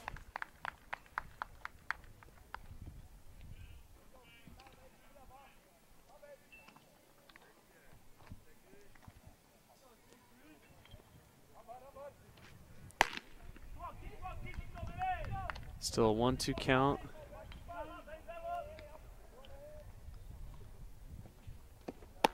And Kiefer is going to take strike 3 at the knees. We've seen that call now here in the this inning. Taylor had a couple at the knees that he felt were a little low, and Kiefer now strikes out looking. 2 outs now in the bottom of the 7th. 10-2 lead for Mary Washington. Riley Daniels stepping up to the plate. You know, Bridger probably won't be too happy if he's just sitting out there on third base as they pick up a third out. That'd be 1, 2, 3 right after Bridger's big time double. That leadoff double, yeah, certainly, and then stole third. Ball in the dirt now. So 2-0 count. It's a hitter's count, but the pitcher, Alex Ford, he's got some room to play with those first 2 bases open. He throws the off speed there. That's going to be in there for the strike on the inside part of the plate.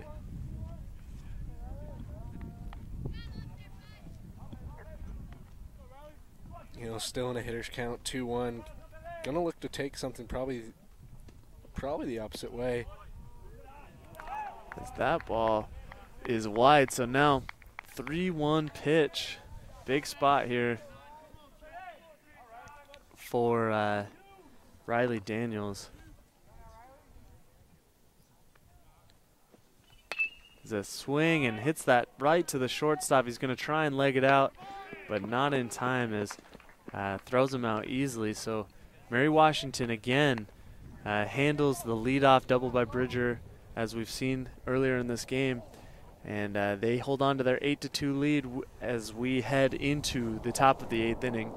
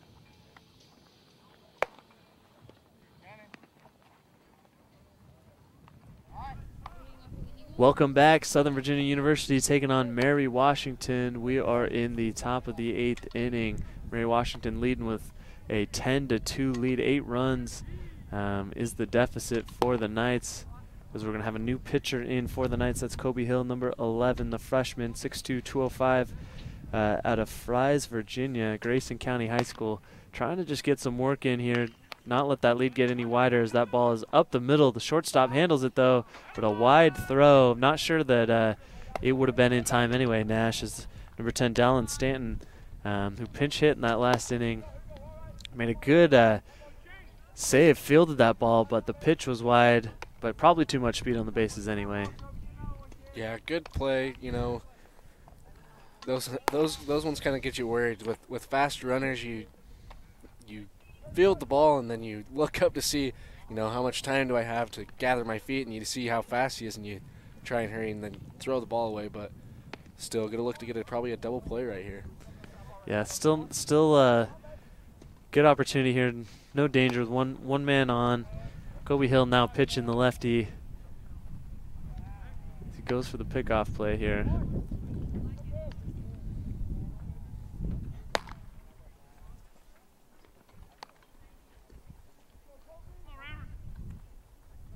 The runner goes. Nice pickoff play, but no one in there at second base. There was a chance, good opportunity. They found him going, and Kobe Hill really timed it up good, but no one there at second base to handle that throw from number 6, Cole Critchfield. So now you got a man on second, got a little more to worry about if you're Hill, and trying to get some outs here. Yeah, just a little bit of miscommunication. Oh, and that one just tagged him. That was Ramses Ruiz, gets beaten there on the left shoulder. So brings that double play back into order, but no outs and 2 people on now. You know, and back to that stolen base, it was just seemed to be a little bit of miscommunication from the shortstop, Dallin and Stetson. He would look to go back right there, but able to keep him close. But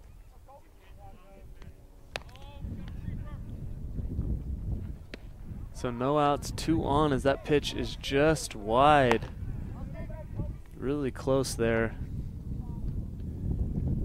Now we're going to see the big man, Christian Hagup, who hit a bomb in his last at bat. That ball inside at the knees, called for a strike. You know, and that's how some umps play like that. Is we got a stolen base right here. Third, and now he's going to go home as that ball is wide. The score is easily standing up. So now we got a man on second. Now another run in. So brings our score, Mary Washington 11, Southern Virginia 2. Kind of getting away from Southern Virginia here, just in the top half of the 8th inning. Just aggressive base running, that's what that is.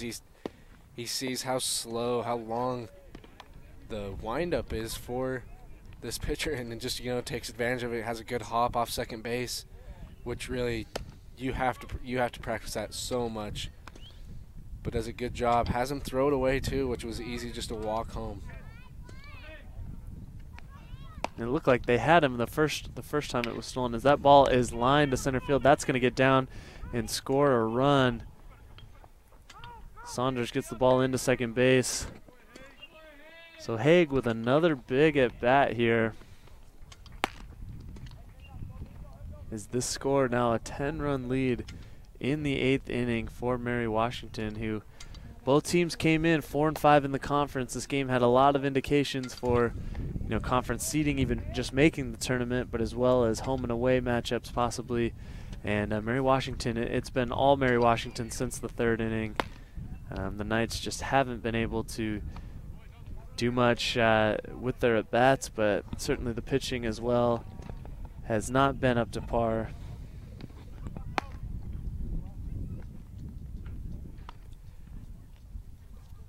You know, you look at it more as, did Southern Virginia struggle, or did Mary Washington just have a good game? And I honestly think that Mary Washington just came out with their bats. I mean, 5 home runs, really just stroking the ball.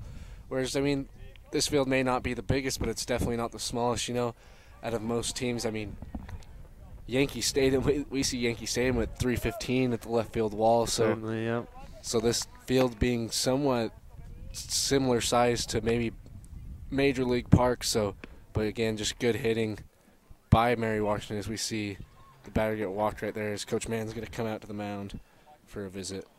Yep, Steven Johnson takes the walk. So you got Haig on second, Johnson on first, and the Knights just kind of trying to find something they can hang their hat on here. We're going to have a pitching change. That's number 22 going in there. That's Michael Sterling, 6'3", 215-pound junior out of Cave Creek, Arizona. And the Knights just not sure what to do. You know, the game feels like it's most likely out of reach unless a dramatic, something dramatic happens. But if nothing else, they'd like to find something to hang their hat on, feel good about, and have some momentum going into that doubleheader matchup they have out in Delaware against Wesley.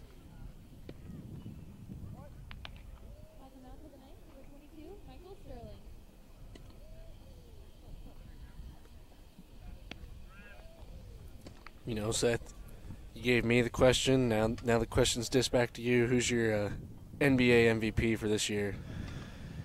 Man, so I would probably give it to James Harden. Honestly, I think I thought Harden would become a worse player once Chris Paul entered into the picture and they traded for Chris Paul, but he's just kind of lit it up and really taken on that role. I think you could have made the argument he should have won it last year. Even though I think Westbrook should have won it. So I think Harden should win it. I don't think it should be LeBron. You know how I feel about LeBron in general. I think he's a heck of a player, but he's the most insecure athlete in the world. So I think Harden has certainly done it, and his team is sitting at the top of the Western Conference as we see 22 Michael Sterling get that first strike in there. So, yeah, Nash, that's how I feel. You can't change my mind about LeBron. And well, it doesn't really matter. You're going to have to change your mind pretty soon when he moves to L.A. and plays for your Lakers. If LeBron plays for my Lakers, that is going to be the biggest love-hate relationship. The most conflicting, because I've never debated how good LeBron is. I just don't like his personality, and that'll be really hard. Big tough pill to swallow for me. As that pitch is high but swung for the strikeout there. That was Mark Smith again, who we talked about has a home run in this game. Looked like he was trying to get his second right there, but nice pitching there by Michael Sterling. You know, I've struck out on that ball before, you know, once or twice. Those ones are the ones that you love. They're just right eyes at get your all neck, big, and right at your neck. And you're like, oh, I'm just gonna take this one out. So that ball is a little fly ball out to right field. Easy work there for Cannon Anderson, and now we got two away just like that. Good Michael Sterling coming in and getting 2 quick outs, which is huge. So, yeah, NBA playoffs starting Saturday. That's exciting. Be fun to watch. This is the first year in a handful of years it feels like it's not predetermined that it's going to be the Cavs and Warriors. Yeah, so you know, Warriors may be knocked out in the first round without Steph. But and they haven't done well against OKC all season, so should be fun to watch. You know, it'll be fun to watch the Jazz, too. The Jazz are a pretty upcoming team. They've risen from the dirt and have done really well, but they're going to have their work cut out for them for sure. And another fly ball here, out again. Deja vu is Cannon Anderson again. Easy fly ball. We are heading to the bottom of the 8th inning. Now it's a 12-2 lead for Mary Washington, 10 runs. And Southern Virginia will look to chip away at that, try to make a big comeback here in the bottom of the 8th inning.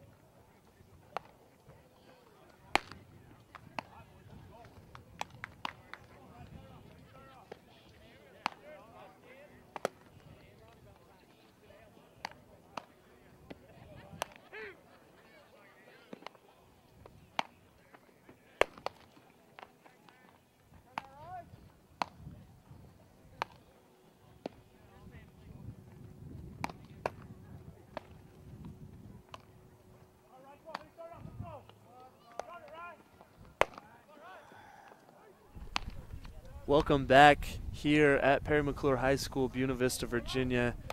We're getting close to the end of this one here, Nash. The Knights are taking on Mary Washington. We're in the bottom half of the 8th inning, and it is a 12-2 score in favor of the Eagles of Mary Washington. Just hasn't been the Knights' day out here with the bat or pitching. Just all the way around, just everything has gone in favor of Mary Washington as Ryan Saunders is taking his at-bats now. A new pitcher for Mary Washington, number 2, Joe Thompson, a junior, 6'1", 170 pounds, Landenberg, Pennsylvania.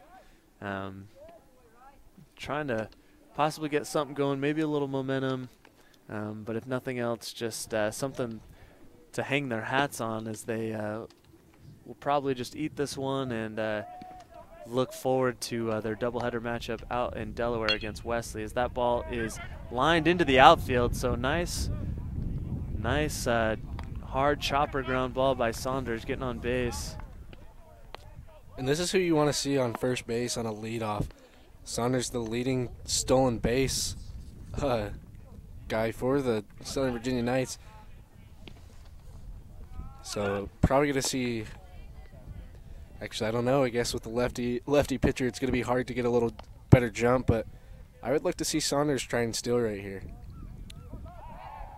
And on cue, Thompson with the pickoff move, trying to keep Saunders close. You got Caleb Layden at the plate. As he takes strike one, trying to do something. Again, it would take a pretty dramatic series of events to mount a comeback here, but not impossible, but nothing else. Just trying to get some momentum, trying to feel better about what happened out here today as that pitch is inside. So Layden looking at a 1-1 count here.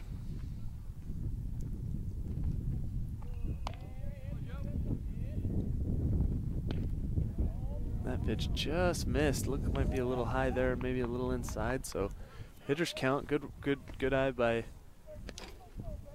Caleb. You know, and I think this his zone is a little bit more down, as we've seen a lot of balls go towards the knees, called for strikes. So really, that's what you got to figure out as a pitcher, though, early when you come on the mound, is where this ump's zone is going to be, because every ump is going to be different. So certainly, yeah. And especially with this guy, so figuring out he's kind of low, that's really where you're going to want to pitch. That was the 3-1 pitch there. Layden tried to turn on it, just fouled it back. So now we're looking at a full count. The man on first, good speed on first with Saunders. If you could find a gap here, potentially score from first.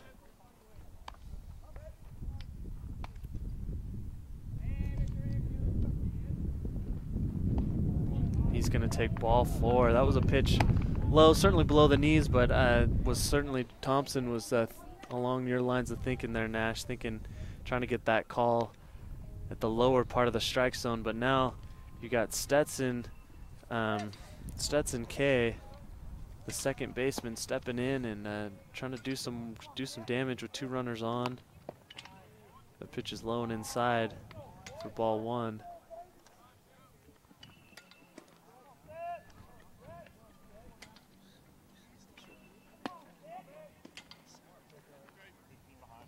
The 1-0 pitch. Soft step away. Can't find the zone though. High and outside.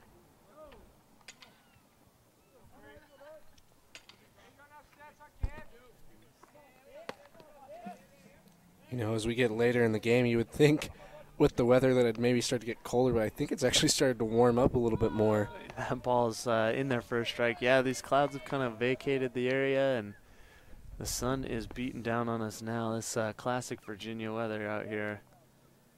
You know, and we might get 3 inches of snow on Saturday. You never know.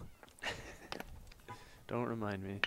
That ball is hit hard, but nice play by the second baseman. They are going to turn 2 there. Real close play. Not sure the Southern Virginia dugout agrees with that call. But now you've got 2 outs with Saunders on third. And Cannon Anderson coming up to bat. really just a phenomenal play right there by the second baseman, able to get that ball, able to spin around quick too, get it out of his glove, turn that quick double play. So Cannon Anderson takes strike one, lefty on lefty here. Trying to bring in his teammate, Saunders, who's on third base. Had a good single to start the inning. Now looking at an 0-1 pitch. Take strike two there, so kind of in a hole now, got to protect.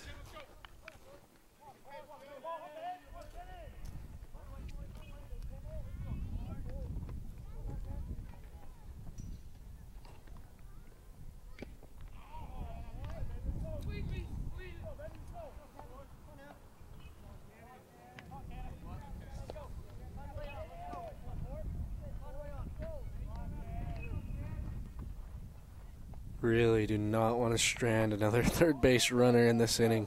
So we've seen that happen too many times so far in this game. Cannon with the line drive to center, so that man is going to score. Handled well by the right fielder, 21, Mark Smith. So good hitting by Cannon with the 2 strikes. Gets the RBI. The Knights now down 12-3 here in the 8th inning. Just a quick update right now. Frostburg State versus Southern Virginia at Frostburg for men's lacrosse, as they're tied 8-8 right now in the 4th quarter. How much time left in that quarter does it say, Nash? About 7 minutes left, so really they're going to have to pick it up here. Little time left. Hopefully come away with a big win. A big matchup for the Knights, who need that win in terms of Capital Athletic Conference standings. We're at that time of year where all these conference tournaments for their respective sports are starting up. And, you know, Coach Lamb is really needing that one, a game that he feels like they should win. Hopefully they can come out big. As Cole Critchfield hits one up the middle in Cole Critchfield fashion. Cannon Anderson going to third. And all of a sudden you got man on first and third. So the Knights not going away just because of that double play. And now you got a very hot bat coming to the plate. This is Bridger Taylor, who has 3 doubles, and his 1 out was to the wall. So was to deep center. Deep center, deepest part of the yard. Center fielder was able to track it down, but Bridger looking to keep his roll going. There's a big swing and a miss. Looked like an off-speed pitch there for strike 1. I think that's the first ball I've seen Bridger swing at and not hit.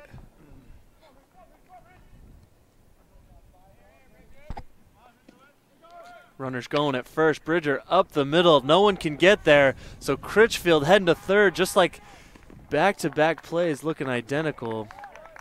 Just how they drew it up. Exactly how they drew it up. Hit up the middle. Runners going first to third. So now a 12-4 game.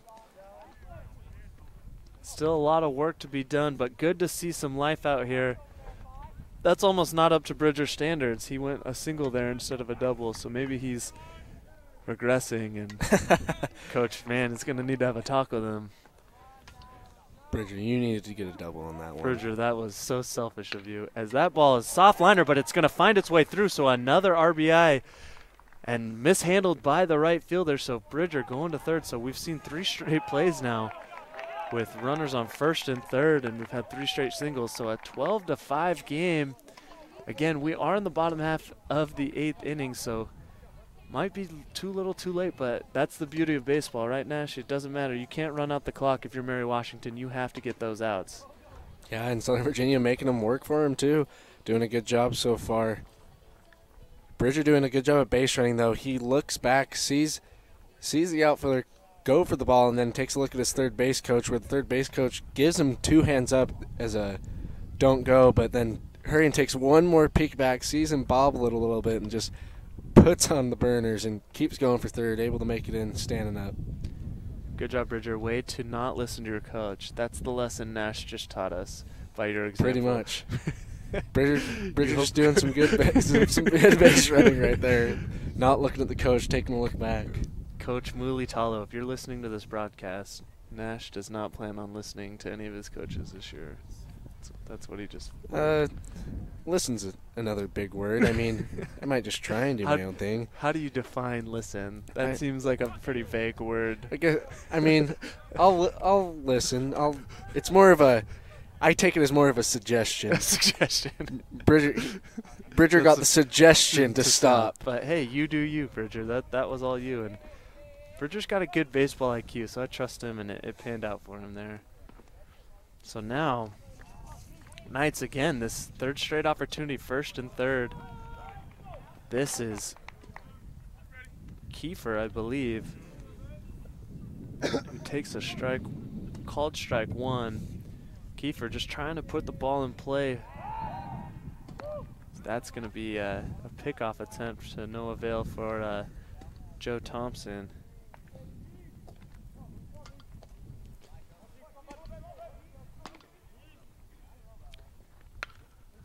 Kiefer swings and fouls that one back.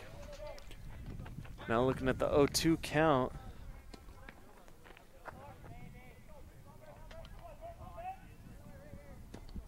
You know, this Knights team has done a phenomenal job with 2 outs. All 3 runs coming with 2 outs, doing a good job so far.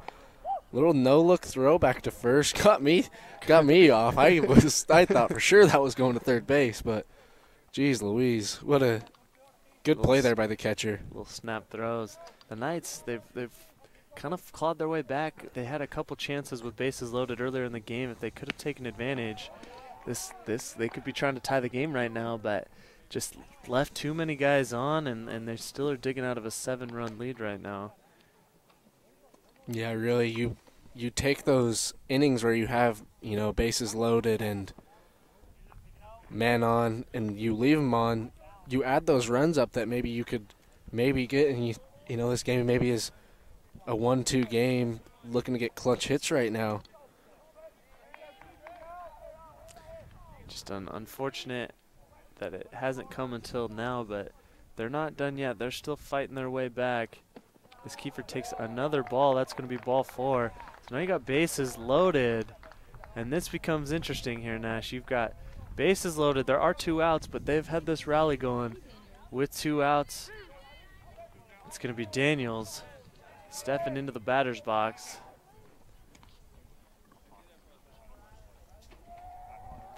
Looking to give his team some more action, as that ball is fouled way back. Kind of by my car, but didn't hit my car, Nash, so we're good. No shattered windshields. No shattered windshields. I don't have money to fix that, so thank you, Knock Daniels. on wood. Thank you, Daniels, for not hitting my car right there. Is the 1-0 pitch. Ooh, and that looked like a good pitch, but the blue felt like it was outside. So now the 1-1 count.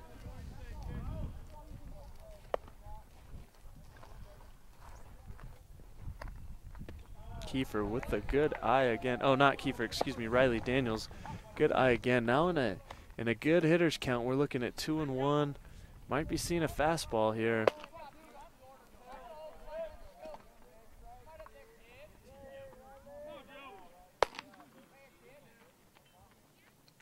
Daniels takes a big rip, but fouls it back again. So 2-2 is the count.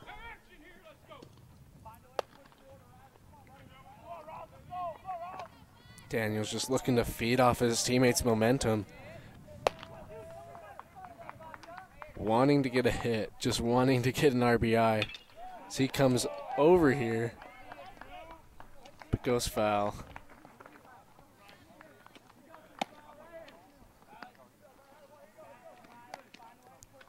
I don't know if people really realize the momentum that baseball can give to the players, where, you know, you see one guy get a hit and then you see another guy get a hit, and the guys who are coming up, who are on deck in the hole, they see that and they, you know, they're thinking the same thing. They're seeing what they're doing. I want that hit, as we see Daniels go high for that strikeout. It was at that high fastball, looking to send something deep. So the Knights pick up 3 runs in this bottom half of the 8th, but still a 7-run lead for Mary Washington, Your score right now, 12-5, as we head into the top of the 9th inning.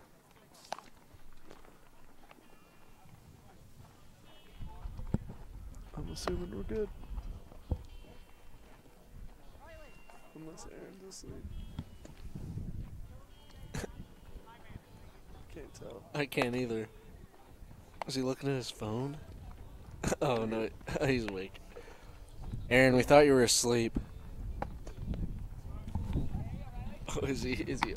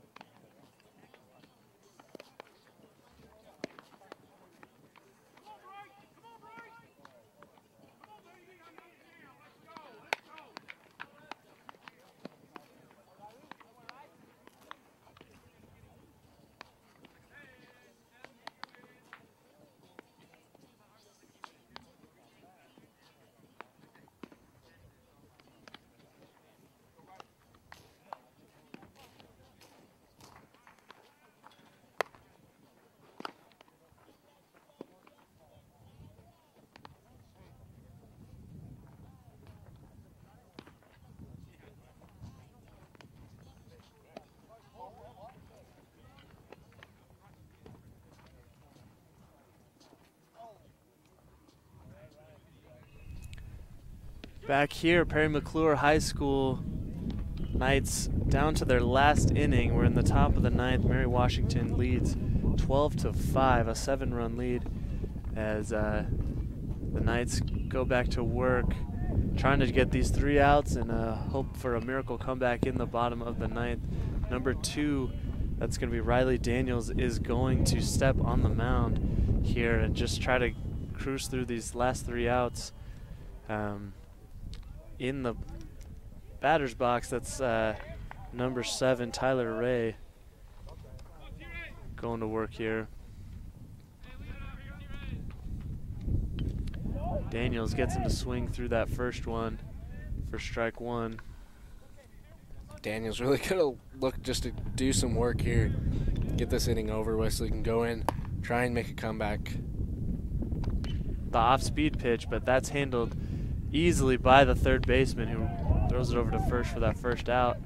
Yeah, you could see Daniels take something off on that pitch, and easy work. Bridger Taylor now playing third base, who handled that with ease. So 1 out here, top of the 9th. If you're just joining us, the score is certainly in favor of Mary Washington. They had a big 3rd-run inning where they scored 7, and they've obviously added to that lead. The Knights in the last inning scored 3 to make it a 12-5 game, and Riley Daniels now on the mound trying to get these outs, and the Knights hope to make some kind of comeback here in the 9th as that ball is hit up the middle. Daniels makes contact with it, throws, and gets the out. That was an interesting play.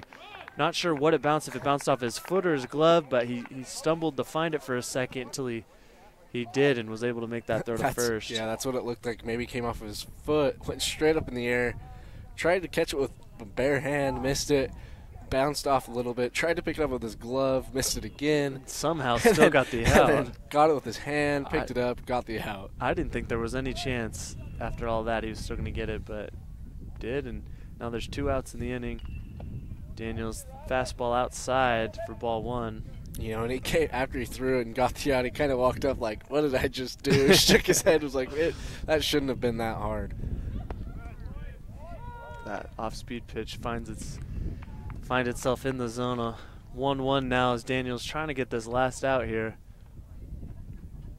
Another off-speed pitch, looked like it bounced out in front of the plate. This is number 6, Garrett Lyons for Mary Washington, trying to keep this one going a little bit longer with 2 outs in the 9th.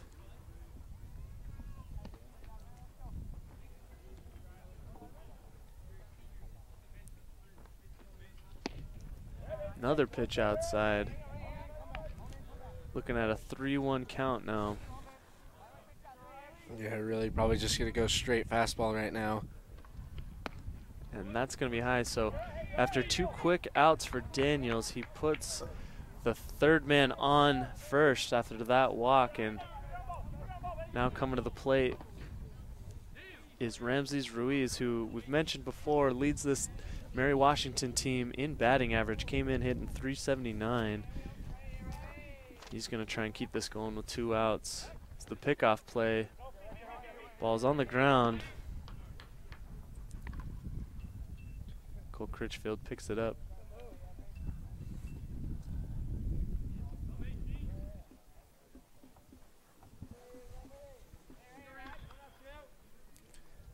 Daniels now out of the stretch.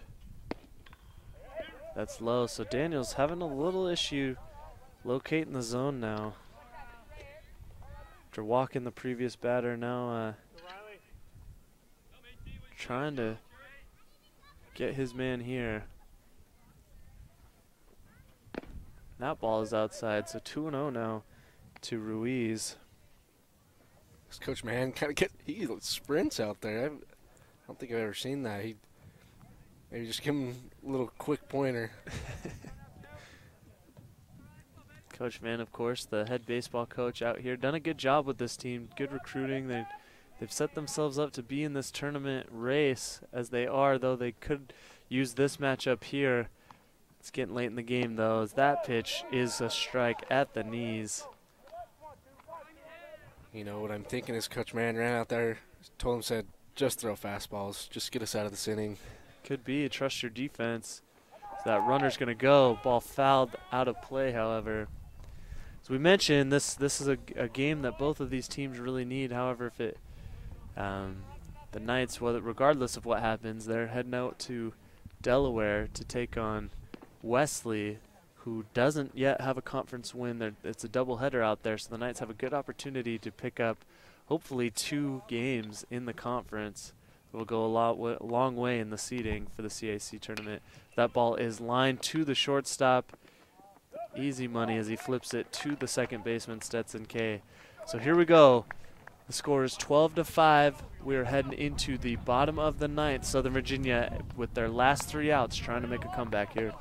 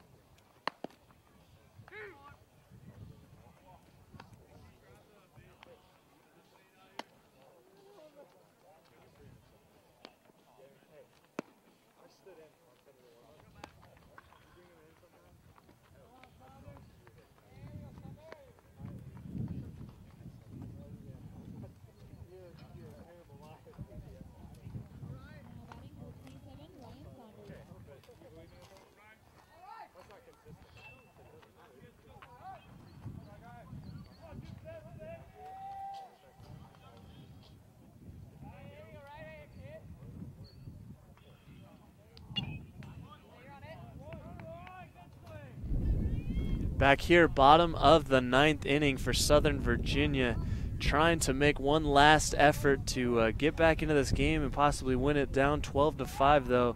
Ryan Saunders in the batter's box. So he fouled off the first pitch, and then that one was high, so looking at a 1-1 count.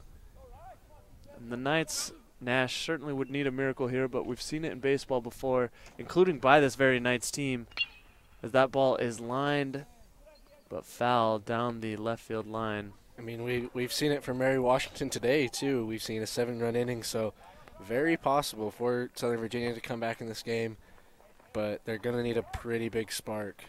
Need good at-bats. Take a lot of pitches, don't swing anything bad, as that ball is lined right to the third baseman. Struggles with it for a minute, and he's going to be safe. Again, we've talked about Saunders playing center field. He's got great speed, leads the team in steals, so infield hit, exactly what they needed to try and get a rally going here.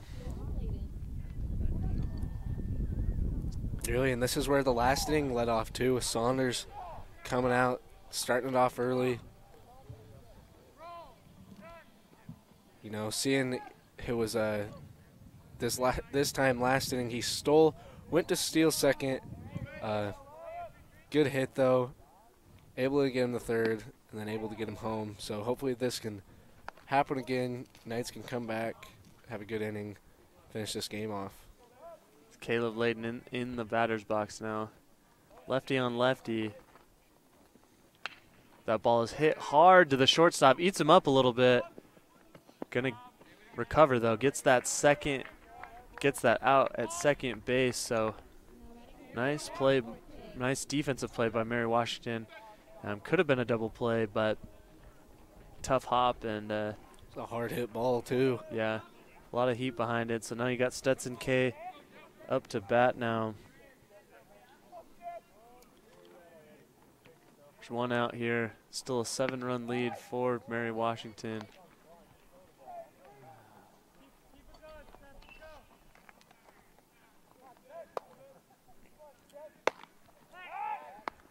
Pickoff attempt. It's not in time.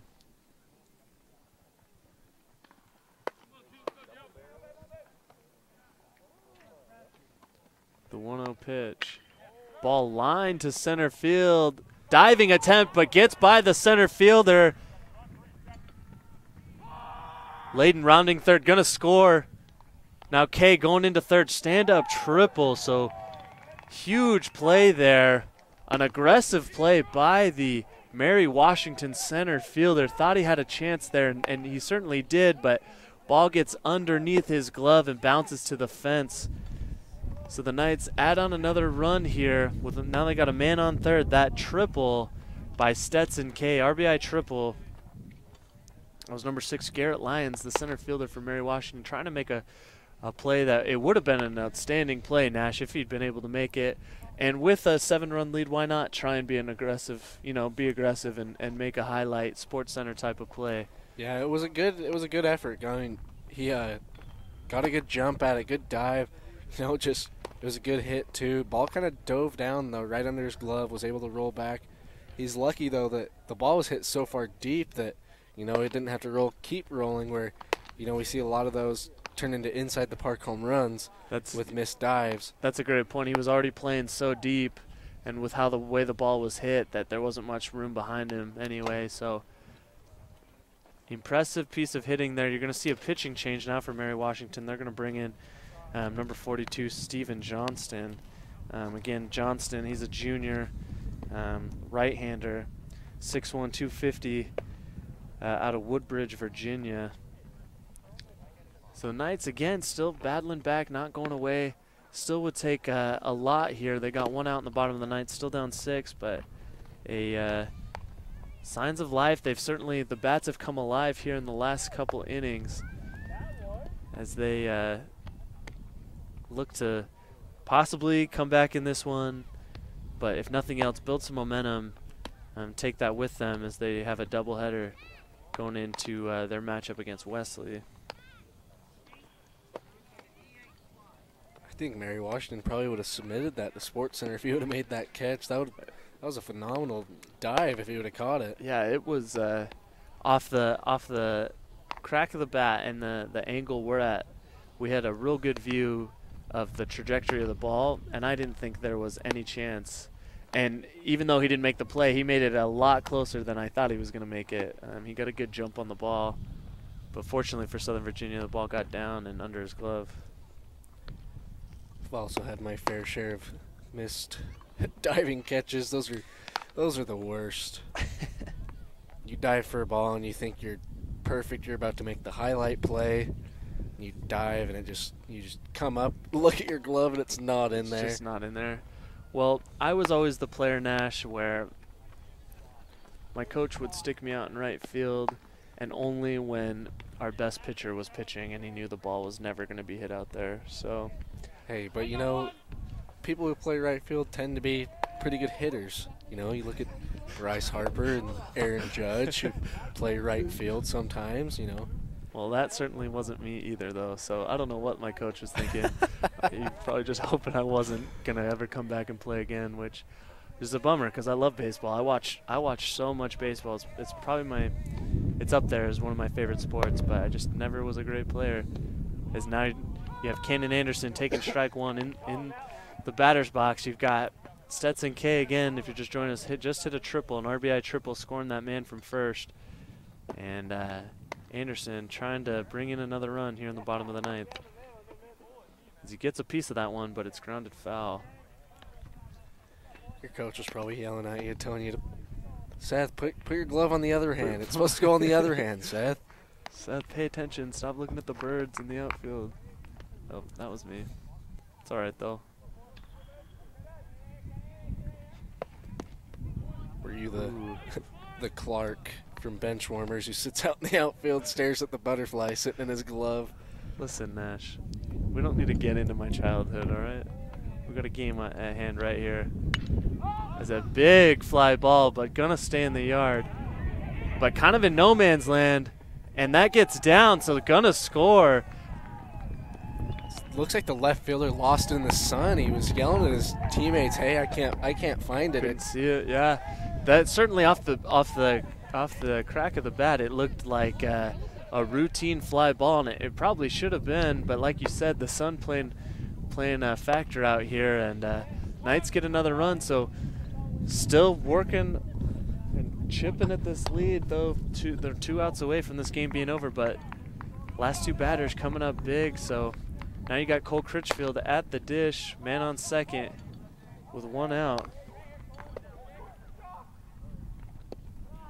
Cole takes the inside pitch. Again, you're seeing Ruiz on the mound now. He's been playing first base for him all game, and now being asked to step in and pitch can't be an easy situation to be thrown into.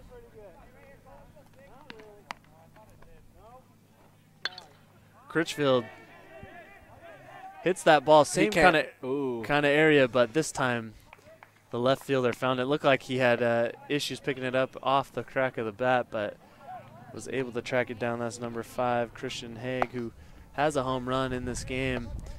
I just saw him throw his hands up, like he kind of put his hands inside, like I can't find it again. So I was thinking that they're maybe going to get another drop ball, but found it pretty quick. We're going to have the privilege to see Bridger Taylor step up now. Big money. He's had a phenomenal game at the plate here, as we've been talking about, as he takes that one wide for ball 1. Probably wish you had Bridger on your fantasy team. Yeah, I need him. My fantasy baseball team is, though Posey hit a home run today, so that'll help me. But Bridger now, the 1-0 count. And that ball is high and outside fastball. My thought would be they've got a base to play with. They're not going to give Bridger anything, you know, right in his wheelhouse. They're going to hope he chases something. Yeah, I think if you definitely give kind of a player of the game to Southern Virginia, I think it's definitely Bridger's done a phenomenal job at the plate. Again, three doubles, a single, which was RBI single, which was, I mean, probably disappointing for Coach Mann. Yeah, that he didn't get the double. Didn't hit another double, but we'll let it slide this time, as long as he hits a double here. Knock on wood. Knock on wood. Bridger chasing that one in the dirt, so 2 pitches now in a row in the dirt that he's chased. But Critchfield able to get over to third base on the ball in the dirt, and it wasn't foul tip. That looked like France for the catcher for Mary Washington, excuse me, thinking maybe it was a foul tip, but so the 2-2 count, 2 outs here in the bottom of the 9th. Here's the pitch, and Bridger ends the game, strikes out swinging, and that will do it here.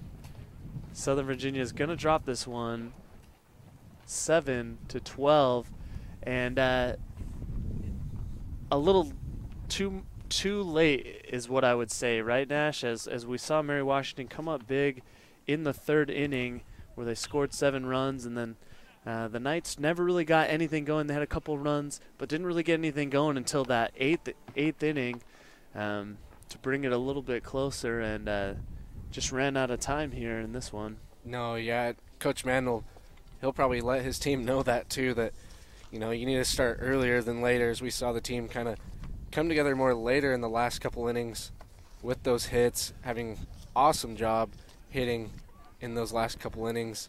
He'll probably let him know about those, bases loaded opportunities where you go in, you get, 3 outs after a leadoff double from Bridger Taylor after 3 innings with leadoff doubles, and he only scores once. Mm-hmm. But again, a game you look at to learn. You build upon this game, you learn about it, but you go into the next one with a bigger, even bigger desire to win after such a heartbreak loss like this one. But I wouldn't be too worried about him. Certainly, and some highlight players of the game for both teams. First, the pitching for Mary Washington. Robert Cross went 5 1/3, only gave up 2 runs, and really commanded the Knights lineup up and down. And for the Knights, we saw, of course, Bridger Taylor, who we've been talking up quite a bit in this broadcast, had 3 doubles and an RBI single.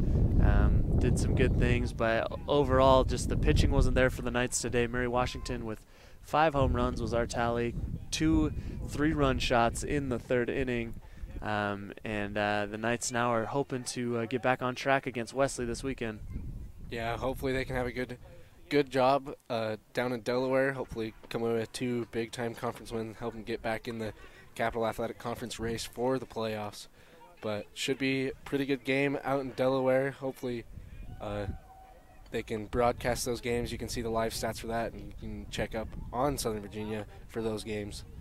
So that will do it for us out here at Perry McClure High School in Buena Vista, Virginia. You saw this one brought to you live by Southern Virginia University. You saw them drop this one 12-7 against the Eagles of Mary Washington. I'm Seth Hansen for Nash Jones, Aaron Rumba, Asher Wiedrick, and all of our production staff. We thank you for joining us here today for this edition of Southern Virginia University Baseball.